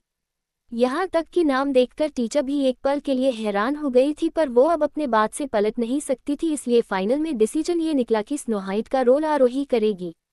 वही आरोही ने जब ये सुना तो भी हैरान हो गई, पर उसे ज़्यादा कोई फर्क भी नहीं पड़ा। वैसा भी उससे ये रोल में कोई इंटरेस्ट नहीं था, पर अब उसके पास ये प्ले परफॉर्म करने के अलावा कोई दूसरा ऑप्शन नहीं था। पर ये सोचकर उसे थोड़ी घबराहट जरूर हो रही थी कि जब दक्ष को ये पता चलेगा कि उसे किसी दूसरे लड़के के साथ स्टेज पर परफॉर्म करना होगा तो पता नहीं वो कैसे रिएक्ट करेगा। भले ही सामने उसका भाई ही क्यों ना हो, उसे पता था कि दक्ष को ये किसी की कीमत पर मंजूर नहीं होगा कि वो दूसरे आदमी के करीब जाए। वही उन लड़कियों की बात सुनकर एक पल के लिए सोनाली भी हैरान हो गई, लेकिन फिर उसके चेहरे पे शैतानी मुस्कुराहट आ गई। वो इस बात का फायदा उठाकर दक्ष और आरोही के बीच में दूरी पैदा कर सकती थी। उसे अब अर्जुन से कोई मतलब नहीं था, उसे बस किसी भी कीमत पर दक्ष चाहिए था। वो भी आरोही की तरह खुशहाल जीवन जीना चाहती थी। वो अपने लिए दक्ष का वो प्यार हासिल करना था जो उसने दक्ष की आंखों में आरोही के लिए देखा था। वो चाहती थी कि दक्ष उसकी वैसे ही केयर करे जैसे वो आरोही की करता था। तभी सोनाली अपने चेहरे पे एक बड़ी सी स्माइल लाते हुए बोली, आरोही मैं तुम्हें बढ़ाए देना तो भूल ही गए, मैंने सुना है कि तुमने पूरी क्लास में टॉप किया है। आरोही अपना खान खाते हुए बेपरवाही से बोली, वेल ये सिर्फ एक टेस्ट था, इसमें कोई बड़ी बात नहीं है। सोनाली को पता था कि आरोही कितनी इंटेलिजेंट है, लेकिन फिर भी जब उसे पता चला कि आरोही ने पूरी क्लास में टॉप लिया है तो वो हैरान हो गई थी। लेकिन जहाँ तक मुझे याद है कि तुम्हें तो पढ़ना बिल्कुल भी पसंद नहीं था, यहाँ तक कि तुम्हें तो पढ़ाई से नफरत थी, फिर अचानक से क्या हुआ कि तुमने इतने मेहनत की? मुझे नफरत थी? मुझे हर वो चीज़ से नफरत है जो आसान है। ये सुनकर सोनाली का चेहरा एकदम से कला पर गया और वो जोर जोर से खांसने लगी। वही सोनाली को इस तरह देखकर आरोही, क्या हुआ, तुम ठीक तो हो ना? हाँ मैं बिल्कुल ठीक हूँ। आरोही ने कितनी आसानी से बोल दिया कि उसके लिए पढ़ाई बिल्कुल भी कठिन नहीं है। वही वो अच्छा स्कोर करने के लिए जाने कितनी बहुत मेहनत करती थी। यहाँ की अपने पूरे एफर्ट्स लगाने के बाद भी वो सिर्फ सेकंड आ पाए थी, और इस बार वो आरोही के बदलते बिहेवियर के वजह से अपने पढ़ाई पर अच्छे से ध्यान नहीं दे पाए और इस बार वो पूरे क्लास में 10th आए थी। वही आरोही ने ज़्यादा कुछ किए बिना ही टॉप कर लिया। सोनाली ने अपने अपने दिल में बढ़ते नफरत को कंट्रोल किया। कोई बात नहीं, वो इन सब का चुन चुन कर हिसाब उससे लेगी। एक बार वो दक्ष को अपने तरफ अट्रैक्ट कर ले, फिर वो आरोही को अच्छा सबक सिखाएगी और अपने हर एक बेइज्जती कर बदला लेगी। ब्रेकफास्ट के बाद आरोही जैसे ही क्लास में जाने को हुए उसे कुछ अजीब लगा। उसने देखा कि उसे वहां देखते ही सबकी आंखें चमक उठी, जैसे कि वो उसी के आने का इंतजार कर रहे हो। आरोही क्लास के 2 कदम की दूरी पर ही रुक गए। बच्चे एक्साइटमेंट के साथ डोर की तरफ ही देख रहे थे, जैसे वो ग्रेट एंट्रेंस का इंतजार कर रहे हो। पिछली जिंदगी में उसके और उसके क्लासमेट के बीच का रिश्ता अच्छा नहीं था। वो आए दिन उससे कोई ना कोई प्रैंक करते ही रहते और उसे बहुत परेशान करते थे। तभी आरोही की नज़र ऊपर गए और वहां देखकर उसे कोई हैरानी नहीं हुए। आरोही बिल्कुल भी घबराए हुए नहीं थी। कुछ लोग जो अपने एक्साइटमेंट को कंट्रोल नहीं कर पाए वो अपना सिर खिड़की के बाहर निकालकर देखने लगे और आरोही को वहां देखकर उन्होंने जल्दी से अपना सिर अंदर कर लिया। तभी आरोही की नज़र हिंदी टीचर पर गई और उसकी आंखें चमक उठी। हिंदी टीचर आरोही को देखते हुए बोली, आरोही तुम यहाँ क्या कर रही हो? क्लास का टाइम हो गया, तुम अभी तक अंदर क्यों नहीं गए? टीचर वो बस अपने जिंदगी के बारे में सोच रही थी। टीचर पहले आप चलिए, मैं आपके पीछे आते ही। आरोही को अच्छे एटीट्यूड को देखते हुए हिंदी टीचर को अच्छा लगा। लेकिन जैसे ही टीचर ने क्लास का दरवाजा खोला, एक धाम के आवाज के साथ एक बाल्टी पानी सीधे हिंदी टीचर के ऊपर आकर गिरा। ये देखकर हिंदी टीचर आग बबूला हो गई और वो लगभग चीखते हुए बोली, किसकी हिम्मत है, ये जल्दी से मेरे सामने आओ। आरोही की जगह वह हिंदी टीचर को देखकर सब बच्चे परेशान हो गए। उसकी एक्साइटमेंट एक पल में ही गायब हो गए। क्लास में हर किसी को पता था कि हिंदी टीचर के अलावा तुम किसी भी टीचर से पंगा ले सकते हो। बहुत देर के बाद भी जब कोई सामने नहीं आए तो टीचर अपना चेहरा साफ करते हुए बोली, मैं आखिरी बार कह रही हूँ, अपने आप सामने आ जाओ, ये किसकी शैतानी है? बाद में अगर मुझे पता चला कि ये किसने किया है तो मुझसे बुरा कोई नहीं होगा। वही टीचर की धमकी सुनकर सब बच्चे एक दूसरे की तरफ देखने लगे। फिर 2 लड़के और 2 लड़कियां आगे आए। तुम चारों मेरे साथ ऑफिस चलो। तभी हिंदी टीचर की नज़र आरोही पर गई और उन्होंने अपनी आंखें में नफरत के साथ उसकी तरफ देखा। वो समझ गए थी आरोही को इस बारे में पहले से ही पता था, इसलिए वो क्लास के अंदर नहीं जा रही थी। हिंदी टीचर ने घूर कर उसकी तरफ देखा। आरोही अपनी आंखों में मासूमियत लिए उन्हें देख रही थी। ये देखकर टीचर पैर पटकते हुए वहां से चली गए। टीचर के जाने के बाद आरोही सीधा अपने सीट के पास गए और कार्तिक के बगल में बैठ गई। सारी लड़कियां उसे नफरत से देख रही थी। सबको क्लास के बाद रिहर्सल करनी थी तो कार्तिक ने उसे के हिसाब से ड्रेस पहन रखी थी। वो देखने में किसी प्रिंस से कम नहीं लग रहा था। वैसे भी वो असल जिंदगी में भी प्रिंस ही था। आखिर वो परिवार का इकलौता पोता जो था और उससे सब बहुत प्यार भी करते थे। जैसे ही कार्तिक की नज़र आरोही की बदसूरत चेहरे पे गए उसका खिलखिलाता चेहरा मुरझा गया, पर आरोही को इससे कोई फर्क नहीं पड़ा। ऊपर से अभी उसके पास उससे झगड़ने का टाइम भी नहीं था। उसने जल्दी से अपना फ़ोन निकला और दक्ष को मैसेज किया। उसे पता था कि सोनाली इस बात का जरूर ज़्यादा उठना चाहिए, उसे उसके कुछ करने से पहले ही कुछ करना होगा। वैसे तो उसे पता था कि दक्ष को सोनाली से कोई फर्क नहीं पड़ता है, पर उसकी पोसेसिवनेस को ध्यान को रखते हुए कुछ भी कहा नहीं जा सकता था। टीचर वो बस अपने जिंदगी के बारे में सोच रही थी। टीचर पहले आप चलिए, मैं आपके पीछे आते ही। आरोही को अच्छे एटीट्यूड को देखते हुए हिंदी टीचर को अच्छा लगा। लेकिन जैसे ही टीचर ने क्लास का दरवाजा खोला, एक धाम के आवाज के साथ एक बाल्टी पानी सीधे हिंदी टीचर के ऊपर आकर गिरा। ये देखकर हिंदी टीचर आग बबूला हो गई और वो लगभग चीखते हुए बोली, किसकी हिम्मत है, ये जल्दी से मेरे सामने आओ। आरोही की जगह वह हिंदी टीचर को देखकर सब बच्चे परेशान हो गए। उसकी एक्साइटमेंट एक पल में ही गायब हो गए। क्लास में हर किसी को पता था कि हिंदी टीचर के अलावा तुम किसी भी टीचर से पंगा ले सकते हो। बहुत देर के बाद भी जब कोई सामने नहीं आए तो टीचर अपना चेहरा साफ करते हुए बोली, मैं आखिरी बार कह रही हूँ, अपने आप सामने आ जाओ। ये किसकी शैतानी है? बाद में अगर मुझे पता चला कि ये किसने किया है तो मुझसे बुरा कोई नहीं होगा। वही टीचर की धमकी सुनकर सब बच्चे एक दूसरे की तरफ देखने लगे। फिर 2 लड़के और 2 लड़कियां आगे आए। तुम चारों मेरे साथ ऑफिस चलो। तभी हिंदी टीचर की नज़र आरोही पर गई और उन्होंने अपनी आंखें में नफरत के साथ उसकी तरफ देखा। वो समझ गए थी आरोही को इस बारे में पहले से ही पता था, इसलिए वो क्लास के अंदर नहीं जा रही थी। हिंदी टीचर ने घूर कर उसकी तरफ देखा। आरोही अपनी आंखों में मासूमियत लिए उन्हें देख रही थी। ये देखकर टीचर पैर पटकते हुए वहां से चली गए। टीचर के जाने के बाद आरोही सीधा अपने सीट के पास गए और कार्तिक के बगल में बैठ गई। सारी लड़कियां उसे नफरत से देख रही थी। सबको क्लास के बाद रिहर्सल करनी थी तो कार्तिक ने उसे के हिसाब से ड्रेस पहन रखी थी।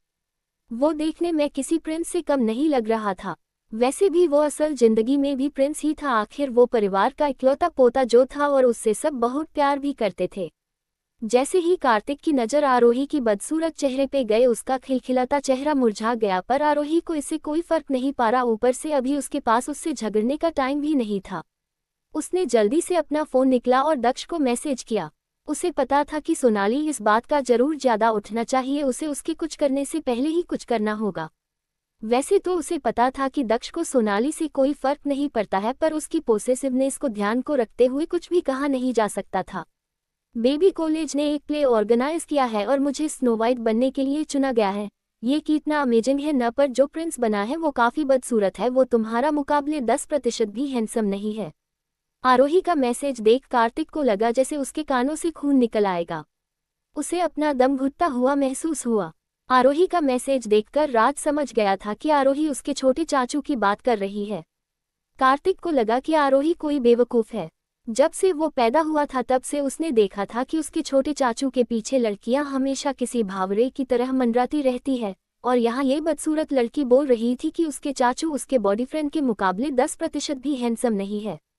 क्या ये अंधी है? अगर कार्तिक को पता चल जाता कि आरोही उसके बड़े चाचू से बात कर रही है तो लगभग बेहोश ही हो जाता।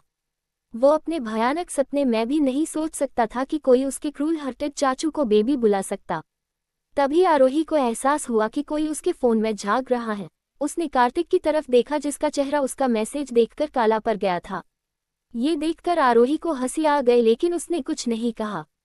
उसे पता था कि कार्तिक उसके बारे में क्या सोच रहा होगा, पर उसे उसके सोचने से कोई फर्क नहीं पड़ता था। वो तो उस पल का इंतजार कर रही थी जब कार्तिक को उसके और दक्ष के रिलेशन के बारे में पता चलेगा, उस समय उसका रिएक्शन देखने वाला होगा। आरोही से तो उस पल का इंतजार ही नहीं हो रहा था।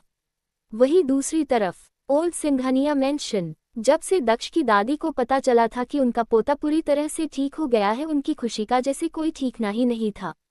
लेकिन फिर भी वो दक्ष के हेल्थ को लेकर काफी परेशान थी और कोई रिस्क नहीं लेना चाहती थी, इसलिए उन्होंने दक्ष को उसका फुला चेकअप करने को बोला। जब तक वो अपनी आंखों से सब कुछ नहीं देख लेती उनके दिल को शांति नहीं मिलेगी। दक्ष को पता था कि वो बिल्कुल ठीक है, पर उसे ये भी पता था कि दादी तब तक उसका पीछा नहीं छोड़ेगी जब तक उन्हें पूरी तरह से तसल्ली नहीं हो जाएगी। वैसे भी वो अपने दादी ने बहुत प्यार करता था, इसलिए आज उसे चेकअप के लिए सिंघानिया मेंशन आना ही पड़ा। दक्ष ने बस अभी अपना चेकअप कंप्लीट ही किया था। दक्ष के दादी के अलावा वहां पर 2 सीनियर डॉक्टर और मौजूद थे। इन सब के अलावा दक्ष के दादा भी वहां मौजूद थे। वैसा तो उन्हें पहले से ही पता था कि उनका पोता बिल्कुल ठीक है, पर फिर भी वो दक्ष की रिपोर्ट जानना चाहते थे कि उसकी हाल की कंडीशन कैसे है। भले ही बाहर से कितने भी कठोर क्यों न दिखते हो, पर वो अपने दोनों पोते से बहुत प्यार करते थे। एक इतने बड़े एम्पायर का मालिक होने के तौर पर आपको कुछ करे डिसीजन लेने ही पड़ते हैं। वो हमेशा से ऐसे नहीं थे, समय ने उन्हें ऐसा कठोर बना दिया था। कहते हैं न कि कुछ पाने के लिए कुछ खोना पड़ता है। अगर उस समय वो कठोर नहीं होते तो सिंघानिया परिवार अभी जो मुकाम पर था वो नहीं होता। वैसे भी अब वो सारी जिम्मेदारी से मुक्त हो चुके थे और उन्हें अब बिजनेस से कोई मतलब नहीं था। अब सिंघानिया परिवार का कठहेड दक्ष था। उन्हें अपने पोते पर पूरा भरोसा था और उन्हें पता था कि उनका पोता सिंघानिया कॉर्पोरेशन संभालने के काबिल है। वही दक्ष का चेकअप करने के बाद डॉक्टर सरप्राइज लग रहे थे, जैसे कि उन्होंने अभी अभी जो देखा उन्हें उस पर विश्वास ही न हो। वही डॉक्टर का इस तरह का रिएक्शन देख दक्ष की दादी थोड़ी घबरा गए। क्या हुआ डॉक्टर गुप्ता, दक्ष की रिपोर्ट कैसी है, वो ठीक तो है न? ये सुनकर डॉक्टर गुप्ता ने नजर दक्ष की तरफ देखा। दक्ष की दादी डॉक्टर गुप्ता को बुरी तरह घूरते हुए बोली, आप उसकी तरफ क्या देख रहे हैं, मैंने जो पूछा है उसका जवाब दीजिए, दक्ष ठीक तो है न? ये सुनकर डॉक्टर गहरी सांस लेते हुए बोली, मैं हैरान हूँ मिस्टर सिंघानिया की रिपोर्ट बिल्कुल नॉर्मल है, यहाँ तक कि उनका इमसोमिया जो कुछ सालों से दिन पर दिन बटा होता जा रहा है वो भी काफी तक नॉर्मल हो गया है। दक्ष की रिपोर्ट देखकर डॉक्टर गुप्ता खुद भी बहुत हैरान थे। वो अच्छे से जानते थे कि दक्ष का इंसोमिया अपनी लिमिट तक पहुंच गई थी। यहाँ की हिप्नोटाइज भी कई बार बहुत बार फेल हो जाता था, तो फिर कुछ महीने में ऐसा क्या हुआ कि उसका इंसोम्निया इतने हद तक नॉर्मल हो गया। ये कोई नॉर्मल बात नहीं थी, पर वो दक्ष से कुछ पूछ भी नहीं सकते थे। वो अच्छे से जानते थे दक्ष को सवाल जवाब करने वाले लोग बिल्कुल भी पसंद नहीं थे और उसे भी राक्षस के मुंह में हाथ डालने का कोई शौक नहीं था। वही डॉक्टर की बात सुनकर एक पल के दक्ष के दादा और दादी दोनों हैरान हो गई, लेकिन वो खुश भी थे कि उनका पोता अब बिल्कुल ठीक है। दादी डॉक्टर गुप्ता से दक्ष के रिपोर्ट के बारे में कुछ और बातें करने लगी। वही दक्ष जो बिना किसी इमोशन के वहां बैठा हुआ था कि तभी उसकी नज़र अपने फ़ोन स्क्रीन पर अभी अभी आए एक नोटिफिकेशन पर गए। उसने उस मैसेज पर क्लिक किया और उसे पढ़ते ही उसके चेहरे पे एक न दिखने वाली एक छोटी सी स्माइल आ गई। वही जब सबकी नज़र दक्ष के उस मुस्कुराहट पर गई तो एकदम से वहां शांति छा गए। उन्हें लगा जैसे उन्होंने कोई अजूबा देख लिया हो। ये उन हंसी से बिल्कुल अलग थी जो उन्होंने आज से पहले देखी थी। न ही कोई शैतानी हंसी थी, न ही कोई क्रूर, बल्कि ये नॉर्मल हंसी थी। दक्ष सच में मुस्कुरा रहा था। कोल्ड दिखने वाला दक्ष पहले से ही बहुत हैंडसम था, तो मुस्कुराने वाला दक्ष को किसी को भी गैप बनने पर मजबूर कर सकता था। डॉक्टर गुप्ता के अलावा जो सबसे ज्यादा हैरान थे वो थे दक्ष के दादा और दादी। उन्होंने कभी भी अपने पोते को मुस्कुराते हुए नहीं देखा था, जिस वजह से उन्हें हमेशा दक्ष की चिंता लगी रहती थी। दक्ष की दादी को लगा जैसे वो कोई सपना देख रही हो। फिर उन्होंने एक नज़र अपनी पति की तरफ देखा, वो भी इतने ही हैरान लग रहे थे। ये देखकर उन्हें भरोसा हुआ उन्होंने जो अभी अभी देखा वो कोई सपना नहीं था बल्कि हकीकत था। वो अपने आप को जल्दी से संभलते हुए बोला, दक्ष तुम क्या देख रहे हो, तुम बहुत खुश नजर आ रहे हैं, क्या तुम अपनी प्यारी दादी को नहीं बताओगे? दक्ष अभी काफी अच्छे मूड में लग रहा था, जिस वजह से वो उनके बात का जवाब देते हुए बोला, दादी आपकी बहू का मैसेज है। ये सुनकर दादी और हैरान हो गए।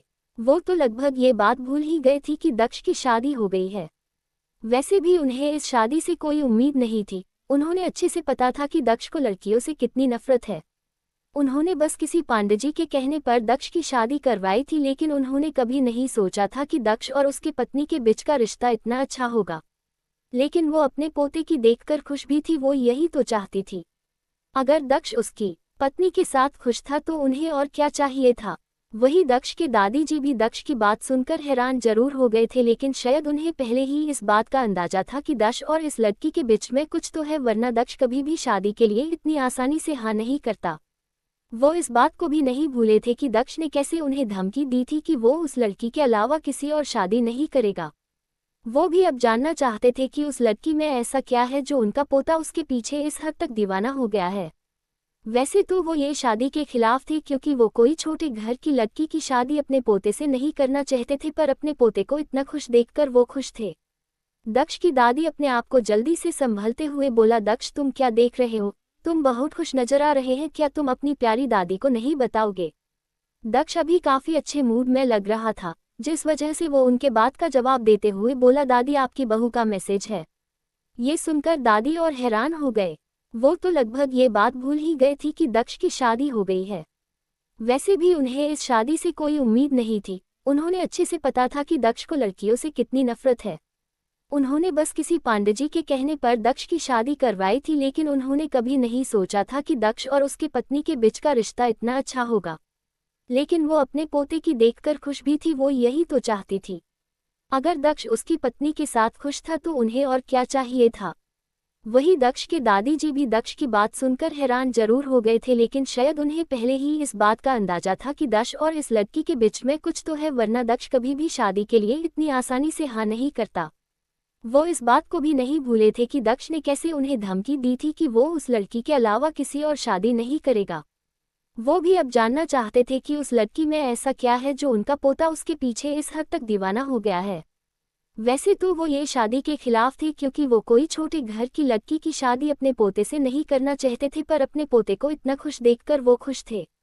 दक्ष की दादी जल्दी से अपनी गलती सुधारते हुए बोली, तुम अपने साथ उसे लेकर क्यों नहीं आए, मैं भी अपनी बहू से मिलना चाहती थी। कोई बात नहीं, अगली बार जब तुम आओ तो उसे अपने साथ जरूर लेना आना, आखिर मैं तो दुखी मेरी पोता बहू कैसी है। ये शादी किसी भी हालात में क्यों न हुए हों, लेकिन दक्ष को अगर वो पसंद थी तो उन्हें कोई प्रॉब्लम नहीं थी। आखिर दक्ष की खुशी में ही तो उनकी खुशी थी। वही दक्ष अभी काफी अच्छे मूड में लग रहा था, इसलिए उसने अपने दादी को मना नहीं किया और बोला, ठीक है।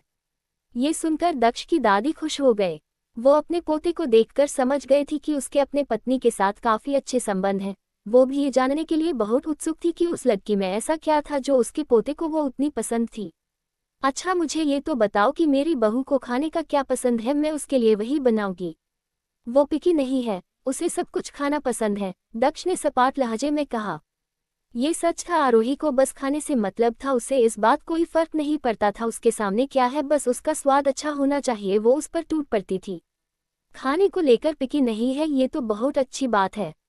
उन्हें वो लड़कियां बिल्कुल भी पसंद नहीं थी जो नखरे करती थी, इसलिए ये सुनकर कि आरोही बिल्कुल भी नखरे वाली नहीं है, वो इम्प्रेस हो गए।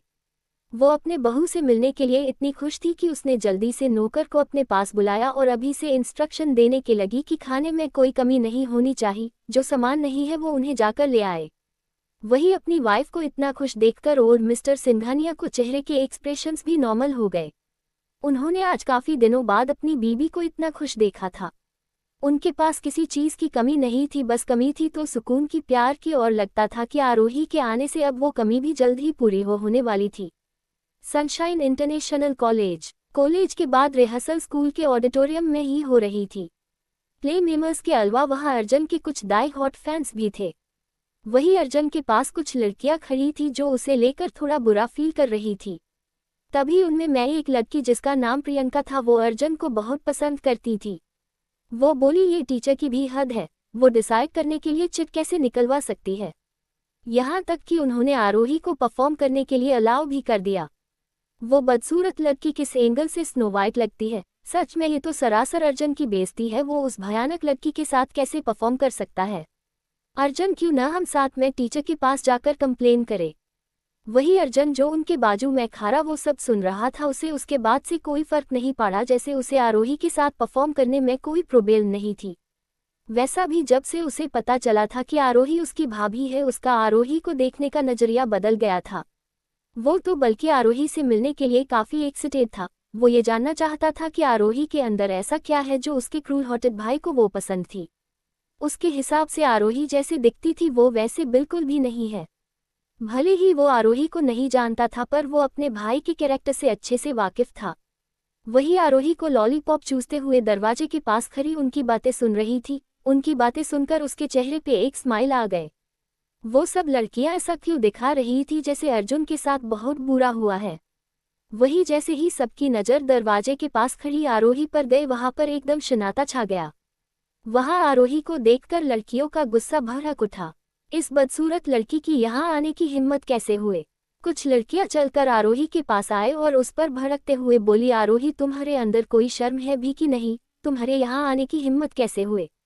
एक तो तुमने हमारी प्रियंका से उसका रोल चुरा लिया, तुम्हें क्या लगता है तुम ये सब करके आसानी से बच जाएगी।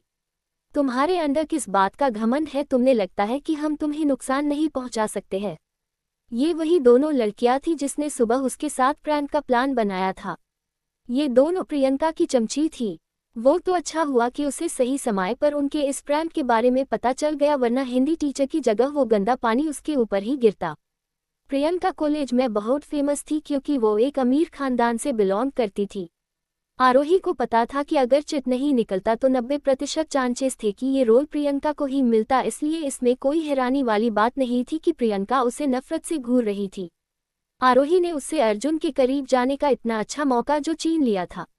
ऐसा नहीं था कि प्रियंका सुंदर नहीं थी, बल्कि प्रियंका सोनाली के बाद कॉलेज की सबसे सुंदर लड़की थी। उसे याद था कि पिछली जिंदगी में भी उसने अर्जुन के करीब जाने की उसने बहुत कोशिश की थी, पर वो सफल नहीं हो पाई थी क्योंकि सोनाली ने उससे वो मौका छीन लिया था। उसे याद आया कि उसने कभी भी अर्जुन और सोनाली एक दूसरे के बहुत करीब नहीं देखा था। बस सोनाली ने उसे बताया कि वो और अर्जुन बहुत जल्द ही शादी करने वाले हैं और वो तुरंत उसकी बात को मान गई थी। उसने तो ये बात दक्ष से भी कंफर्म नहीं की थी क्योंकि सोनाली ने उसे मना किया था कि वो अभी इस बारे में किसी को न बताए। वो अब जब इस बारे में सोच रही थी तो उसे लग रहा था कि सोनाली ने उस समय उससे जो बोला था वो सच भी था कि नहीं। सच में सोनाली बहुत ही शातिर लड़की थी, पता नहीं क्यों वो कभी उसका असली चेहरा नहीं देख पाए। वैसे तुम किस बात के लिए इतना गुस्सा कर रही है, ये बस कुछ सेकंड की ही तो है। कुछ सेकंड। प्रिंस और स्नोवाइट के साथ में ज़्यादा सीन्स नहीं थे। जब तक स्नोवाइट जहरीला सेब नहीं खा लेती और बेहोश नहीं हो जाती, उसके बाद प्रिंस वहां आता है, लेकिन वो कुछ सेकंड का सीन भी किसिंग सीन था। इस बारे में सोचते ही प्रियंका ने अपने दांत पिस लिए। उसे समझ आ गया कि आरोही ने जानबूझकर गुस्सा दिलाने के लिए उसे ये कहा था, और ऐसा हुआ भी। वो इस बात को सोचते ही गुस्से से आग बबूला हो गई। आरोही, तुम अपने आप को समझती क्या हो, और अर्जुन तुम क्या सच में ये सीन करना चाहता हो, प्रियंका लगभग गुस्से से दहाड़ते हुए बोली। वही प्रियंका की बात सुनकर अर्जुन के चेहरा काला पड़ गया। अफसोस नोट, वो ऐसा कुछ नहीं करने वाला था। उसे अपनी जान बहुत प्यारी थी। उसे पता था ऐसा करना तो दूर, अगर उसने इस बारे में सोचा भी तो उसका भाई उसे खोलते तेल में फेंक दिया। ये सोचते ही दक्ष एक पल के लिए कौंप गया, लेकिन वो कर भी क्या सकता था। वो इस तरह अपने बोले सब से पीछे तो नहीं हट सकता था, लेकिन उसे कुछ न कुछ करना ही होगा। आरोही उसकी भाभी थी, वो उसे किस कैसे कर सकता था। तभी टीचर वहां आए और बोली, तुम लोग अभी तक यहाँ क्या कर रहे हो, चलो रिहर्सल कर टाइम हो गया है। ये सुनकर सबसे अर्जुन की तरफ देखा, लेकिन जब उन्होंने देखा कि अर्जुन कुछ नहीं बोल रहा है तो उनके पास बोलने को कुछ नहीं था। फिर सब अपने गुस्से का घुट पीते हुए रिहर्सल करने चले गए। रिहर्सल के बाद आरोही जैसे ही बाहर आए उसका फोन बजा। उसने एक नज़र फोन की तरफ देखा और दक्ष का कॉल देखकर आरोही के चेहरे पे एक प्यारी सी स्माइल आ गई। उसने जल्दी से कॉल रिसीव किया। क्या तुम्हारी क्लास खत्म हो गए? रिसीवर की दूसरी तरफ दक्ष की नेगेटिव आवाज़ सुनाई दी। हाँ, क्लास खत्म हो गए, मैंने बस अभी ही अपने रिहर्सल खत्म किया है, लेकिन प्रिंस इतना बदसूरत था कि मुझे लगा जैसे मुझे स्टेज पर ही उल्टी हो जाएगी। मैं टीचर के पास भी गई कि मुझे ये रोल नहीं करना है, पर टीचर ने कहा कि निकली हुई चिट को बदला नहीं जा सकता है। वही अर्जुन जो ऑडिटोरियम से बाहर आ रहा था, आरोही की बात सुनकर लगभग वो गिर ही गया। ठीक है, मना कि वो अपने भाई के मुकाबले कम हैंडसम था, पर वो इतना भी बदसूरत नहीं था कि उसे देखकर आरोही को उल्टी आ जाए।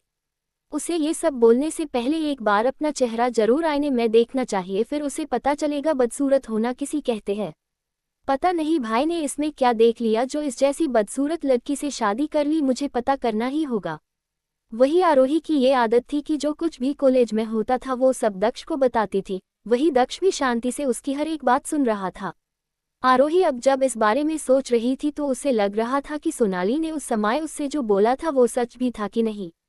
सच में सोनाली बहुत ही शातिर लड़की थी, पता नहीं क्यों वो कभी उसका असली चेहरा नहीं देख पाए। वैसे तुम किस बात के लिए इतना गुस्सा कर रही है, ये बस कुछ सेकंड की ही तो है। कुछ सेकंड। प्रिंस और स्नो वाइट के साथ में ज्यादा सीन्स नहीं थे। जब तक स्नो वाइट जहरीला सेब नहीं खा लेती और बेहोश नहीं हो जाती, उसके बाद प्रिंस वहां आता है, लेकिन वो कुछ सेकंड का सीन भी किसिंग सीन था।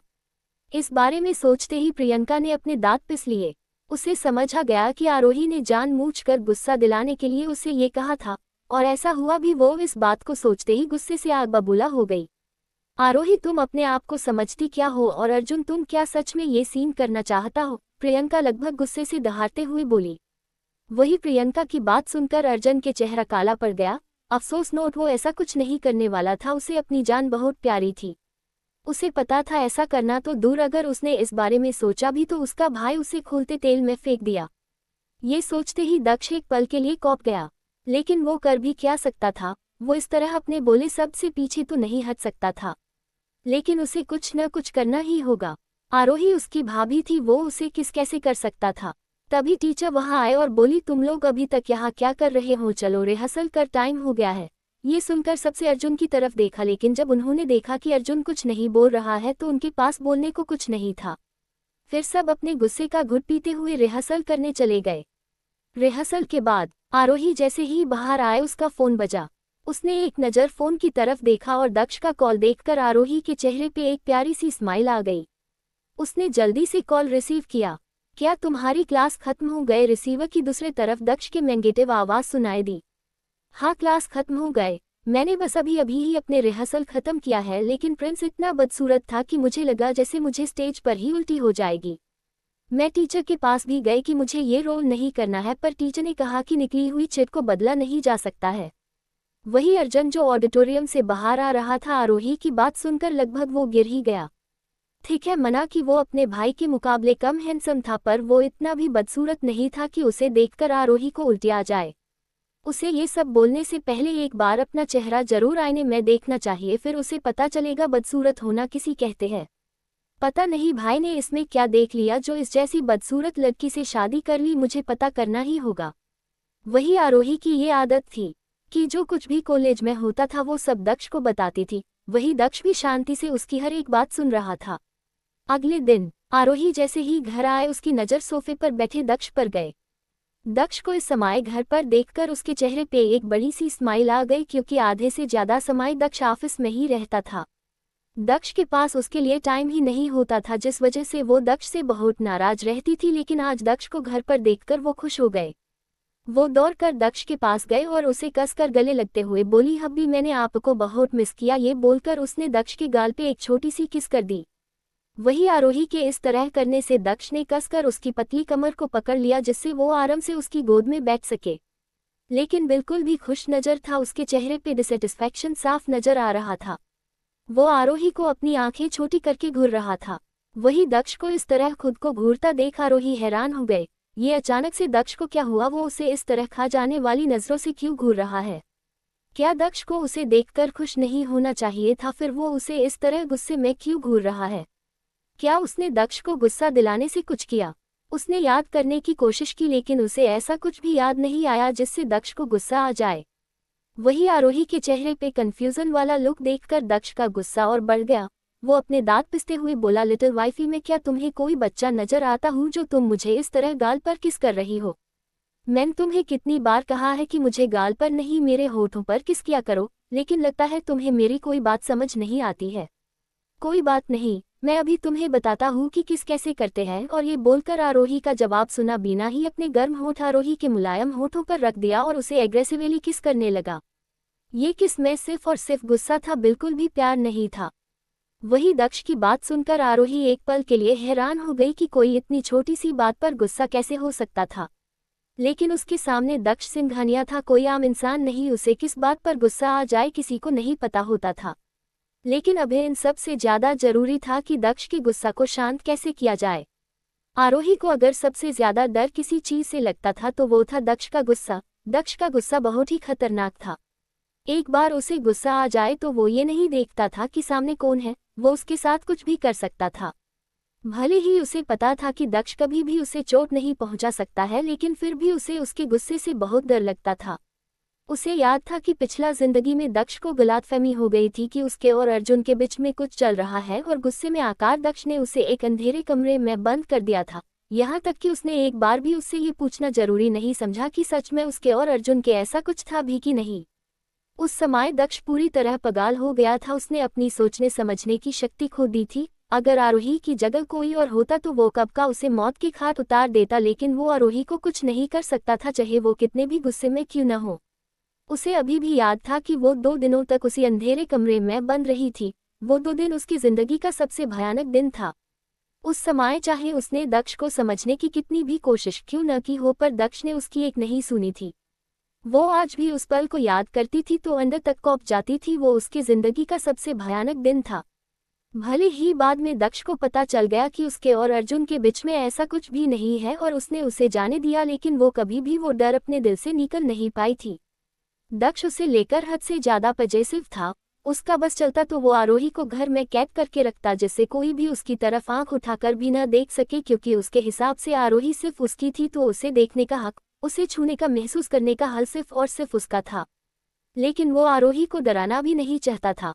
वो नहीं चाहता था कि उसका ये पागलपन देखकर आरोही उससे दूर हो जाए, इसलिए उसने खुद को कंट्रोल कर रखा था। वो कुछ भी बर्दाश्त कर सकता था, लेकिन आरोही को खुद से दूर जाने नहीं दे सकता था।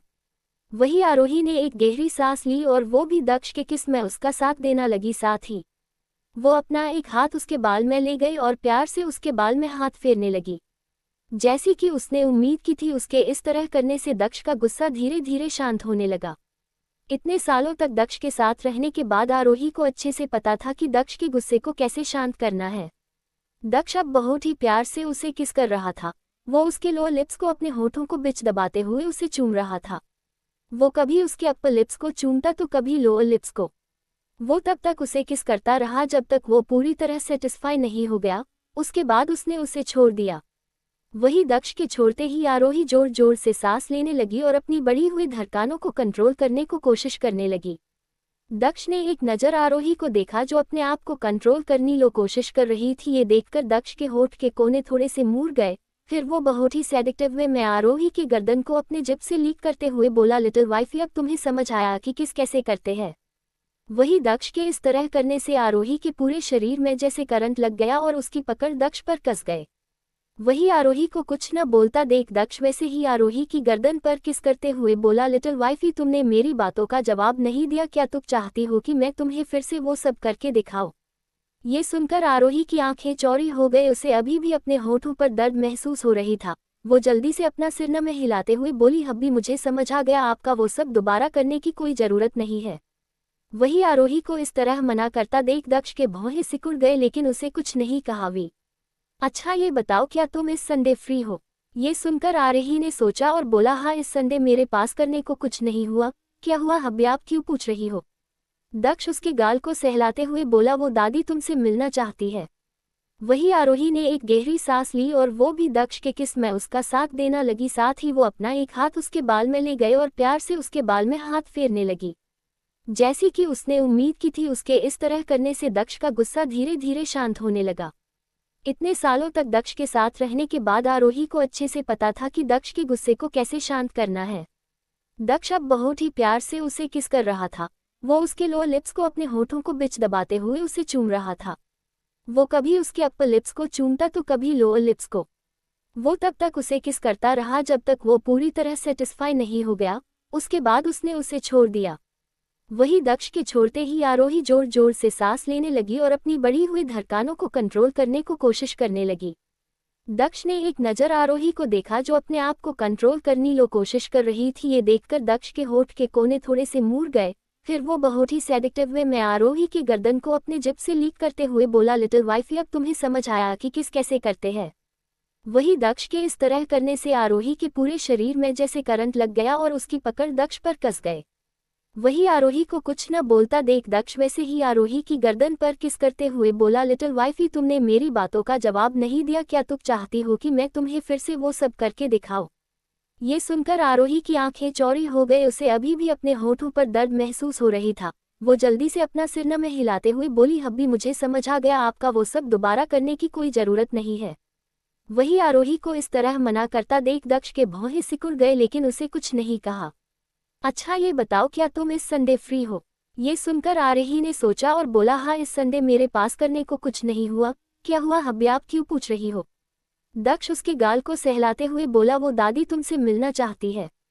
ओह दादी। तभी उसे याद आया कि पिछली जिंदगी में भी दक्ष उसे अपनी दादी से मिलने ले गया था। आरोही को पता था कि दक्ष अपने परिवार में सबसे ज्यादा किसी से प्यार करता था तो वो थी उसकी दादी। परिवार में उनका एक अलग ही रुतबा था। दक्ष के पिता के अचानक से गुजर जाने की वजह से वो सबसे ज्यादा प्यार दक्ष और अर्जुन से करती थी। दक्ष के हर एक फैसले में वो उसका पूरा साथ देती थी। लेकिन अपनी पिछली जिंदगी में उसने दक्ष की दादी को बुरी तरह नाराज कर दिया था। जब पिछली जिंदगी में वो उसने मिलाना चाहती थी तो उसने ये बात सोनाली को बताई। सोनाली ने उसे वो सब उसे बताया, जिससे दक्ष की दादी उससे नफरत करने लगे और हमेशा की तरह उसने भी वैसा ही किया जैसे सोनाली ने उसे करने को कहा।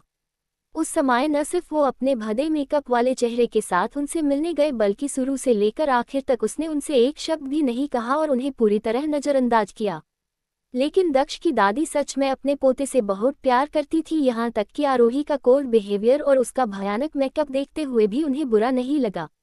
उसने उसके साथ बहुत अच्छा व्यवहार किया। ऐसा तब तक था जब तक उसने दक्ष के खिलाफ जाने की कोशिश नहीं की। एक बार उसने घर से भागने की कोशिश की क्योंकि वो इस कैद में नहीं रहना चाहती थी, लेकिन दक्ष ने उसे पकड़ लिया। वो उसे खुद से दूर कैसे जाने दे सकता था, जिस वजह से उन दोनों के बीच बहुत बड़ा झगड़ा हुआ और उसने दक्ष को खूब कोसा और उसके मर जाने की दुआ की। वही जब दक्ष की दादी को ये पता चला कि आरोही उनके पोते को सच में मरते हुए देखना चाहती है तो उन्हें आरोही पर बहुत तेज गुस्सा आया और तब से उन्हें आरोही से नफरत हो गई। लेकिन इन सब में आरोही अपने मकसद में कामयाब हो गए थी। ऐसा नहीं था कि दक्ष की दादी को आरोही पर दया नहीं आती थी। वो हमेशा दक्ष को समझती थी कि उसे आरोही के साथ ऐसा व्यवहार नहीं करना चाहिए, वो उसे इस तरह घर में कैद करके नहीं रख सकता है। लेकिन दक्ष ने उनकी एक नहीं सुनी और फिर दक्ष की दादी बीमार पड़ गई और वो चल बसी। ये सोचकर आरोही को दक्ष की दादी के लिए बहुत ही बुरा लगा। भले ही उस समय वो दक्ष ने नफरत करती थी, पर उसे पता था कि दक्ष की दादी ने कभी भी उसे नापसंद नहीं किया। यहाँ तक कि वो उनसे रुडली बात भी करती थी तो उन्होंने कभी बुरा नहीं माना।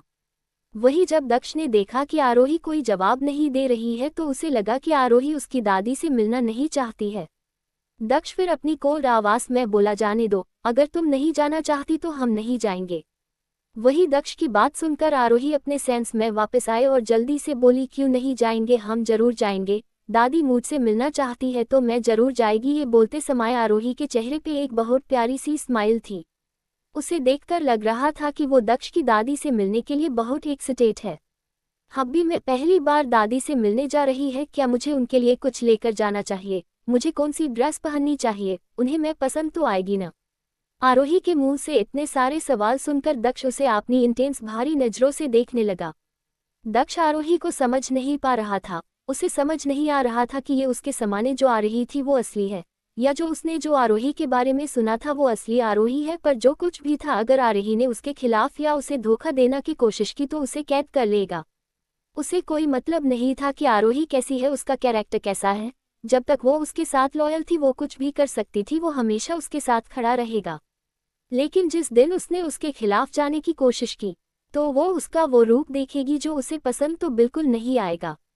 वही दक्ष को कुछ न बोलता देख आरोही फिर से बोली, हब्बी बोलिए न, मुझे क्या करना चाहिए?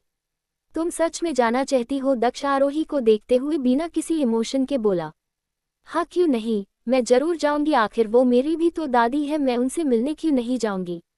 वैसे हब्बी आपने बताया नहीं मुझे क्या करना चाहिए, मैं उनके लिए क्या लेकर जाऊं? आरोही जल्दी से बोली, तुम्हें कुछ भी ले जाने की जरूरत नहीं है। दक्ष प्यार से उसके बालों में हाथ फेरते हुए बोला, नहीं ऐसा कैसे, मैं पहली बार दादी से मिलेगी और पहला इंप्रेशन बहुत इम्पोर्टेंट होता है, इसलिए मैं इस तरह खाली हाथ नहीं जा सकती हूँ। एक काम करना हब्बी, पहले हम दादी के लिए शॉपिंग करने चलेंगे, उसके बाद हम दादी से मिलने जाएगी। ये बोलते के बाद आरोही सेटिस्फाई नजर आए। ये शायद इसलिए था क्योंकि पिछली जिंदगी उसने दक्ष के दादी के साथ जैसा व्यवहार किया था वो उससे लिए गिल्टी थी, या फिर दक्ष अपनी दादी से बहुत प्यार करता था जिस वजह से उसने डिसाइड किया कि वो उनके साथ अच्छे से पेश आएगी। संडे दोपहर का समय दक्ष कार में आरोही का इंतजार कर रहा था। वही वंश ड्राइवर सीट पर बैठा था और वो हैरान था। जब से उसे पता चला था कि दक्ष आरोही को बड़ी मैडम से मिलाने लेकर जा रहा है, तब से ही वो परेशान नजर आ रहा था।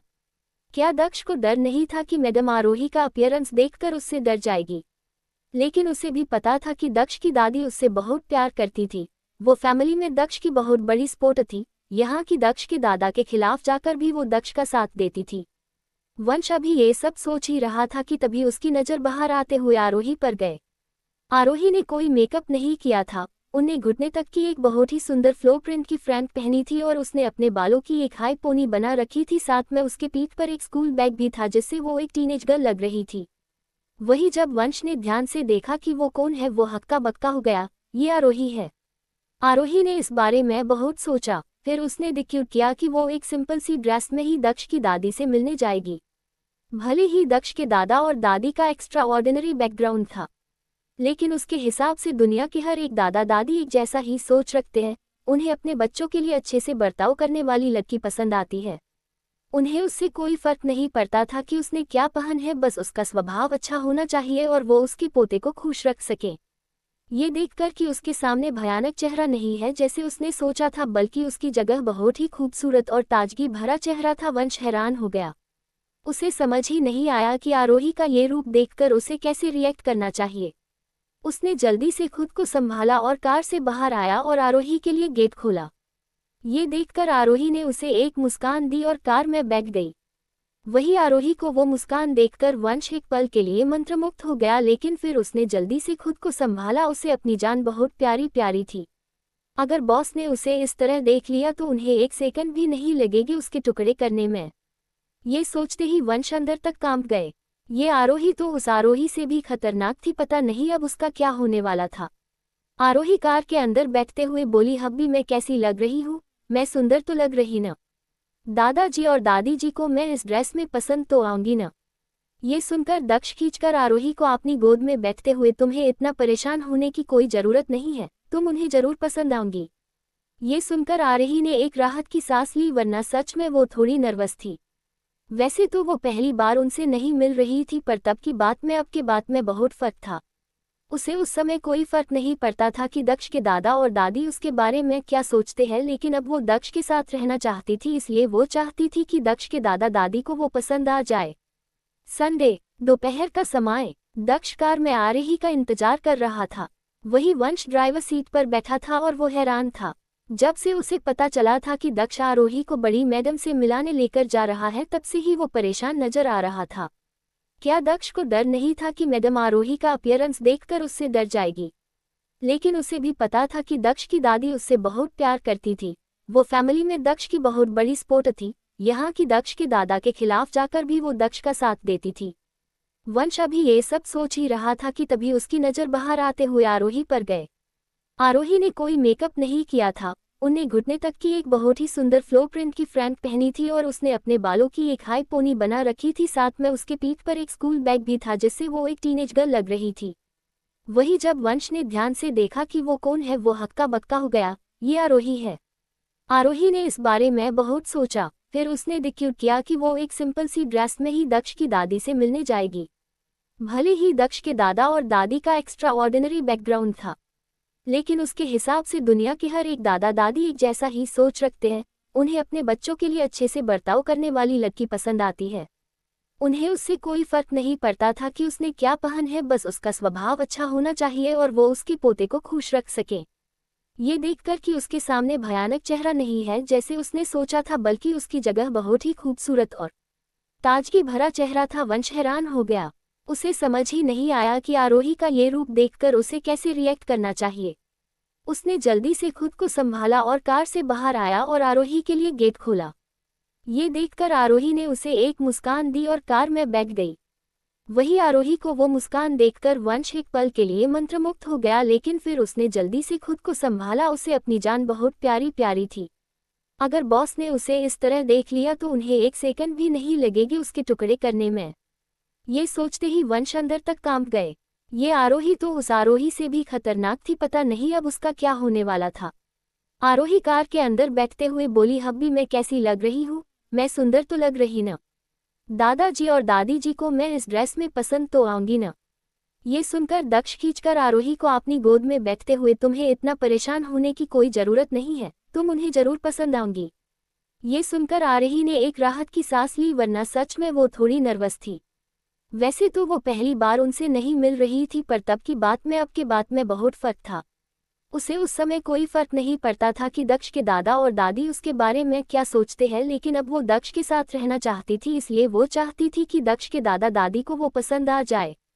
वही दक्ष की नज़र आरोही की ड्रेस पर गई और उसकी आंखें एकदम से इंटेंस हो गए।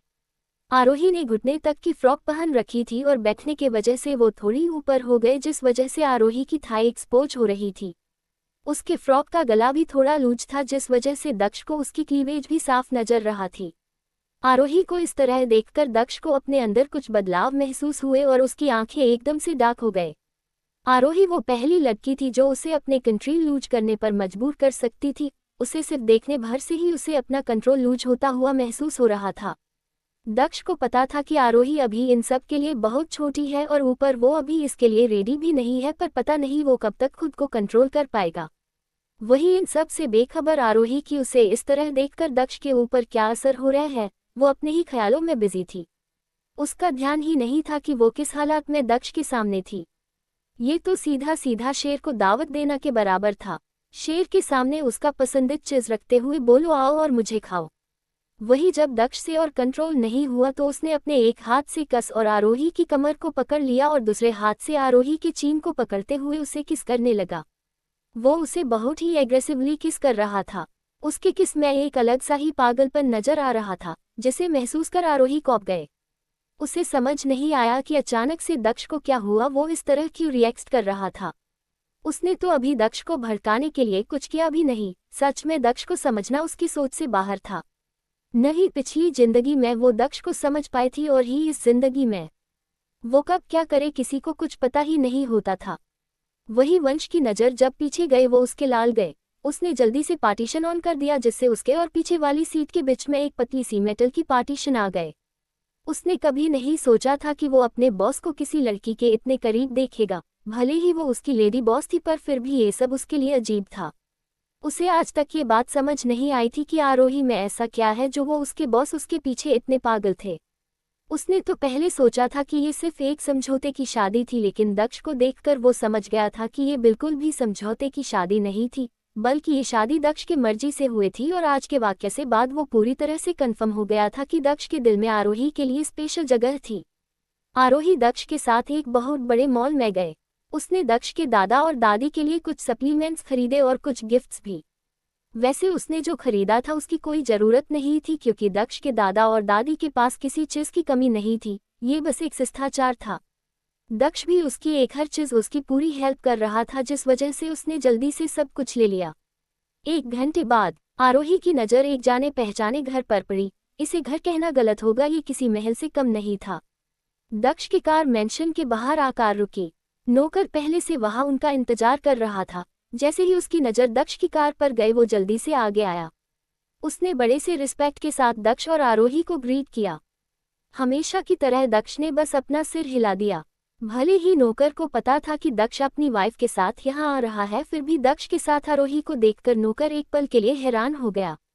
हर किसी को पता था कि दक्ष को लड़कियों से कितनी नफरत है, यहाँ तक कि उसने आज तक किसी भी लड़की को अपने करीब आने नहीं दिया था। ऐसा नहीं था कि दक्ष की दादी ने दक्ष को आरोही से पहले शादी के लिए फोर्स नहीं किया था। यहाँ तक कि दक्ष की एक मंगेतर भी थी, लेकिन सबको पता था कि वो सिर्फ एक बिजनेस डील से ज़्यादा कुछ नहीं था।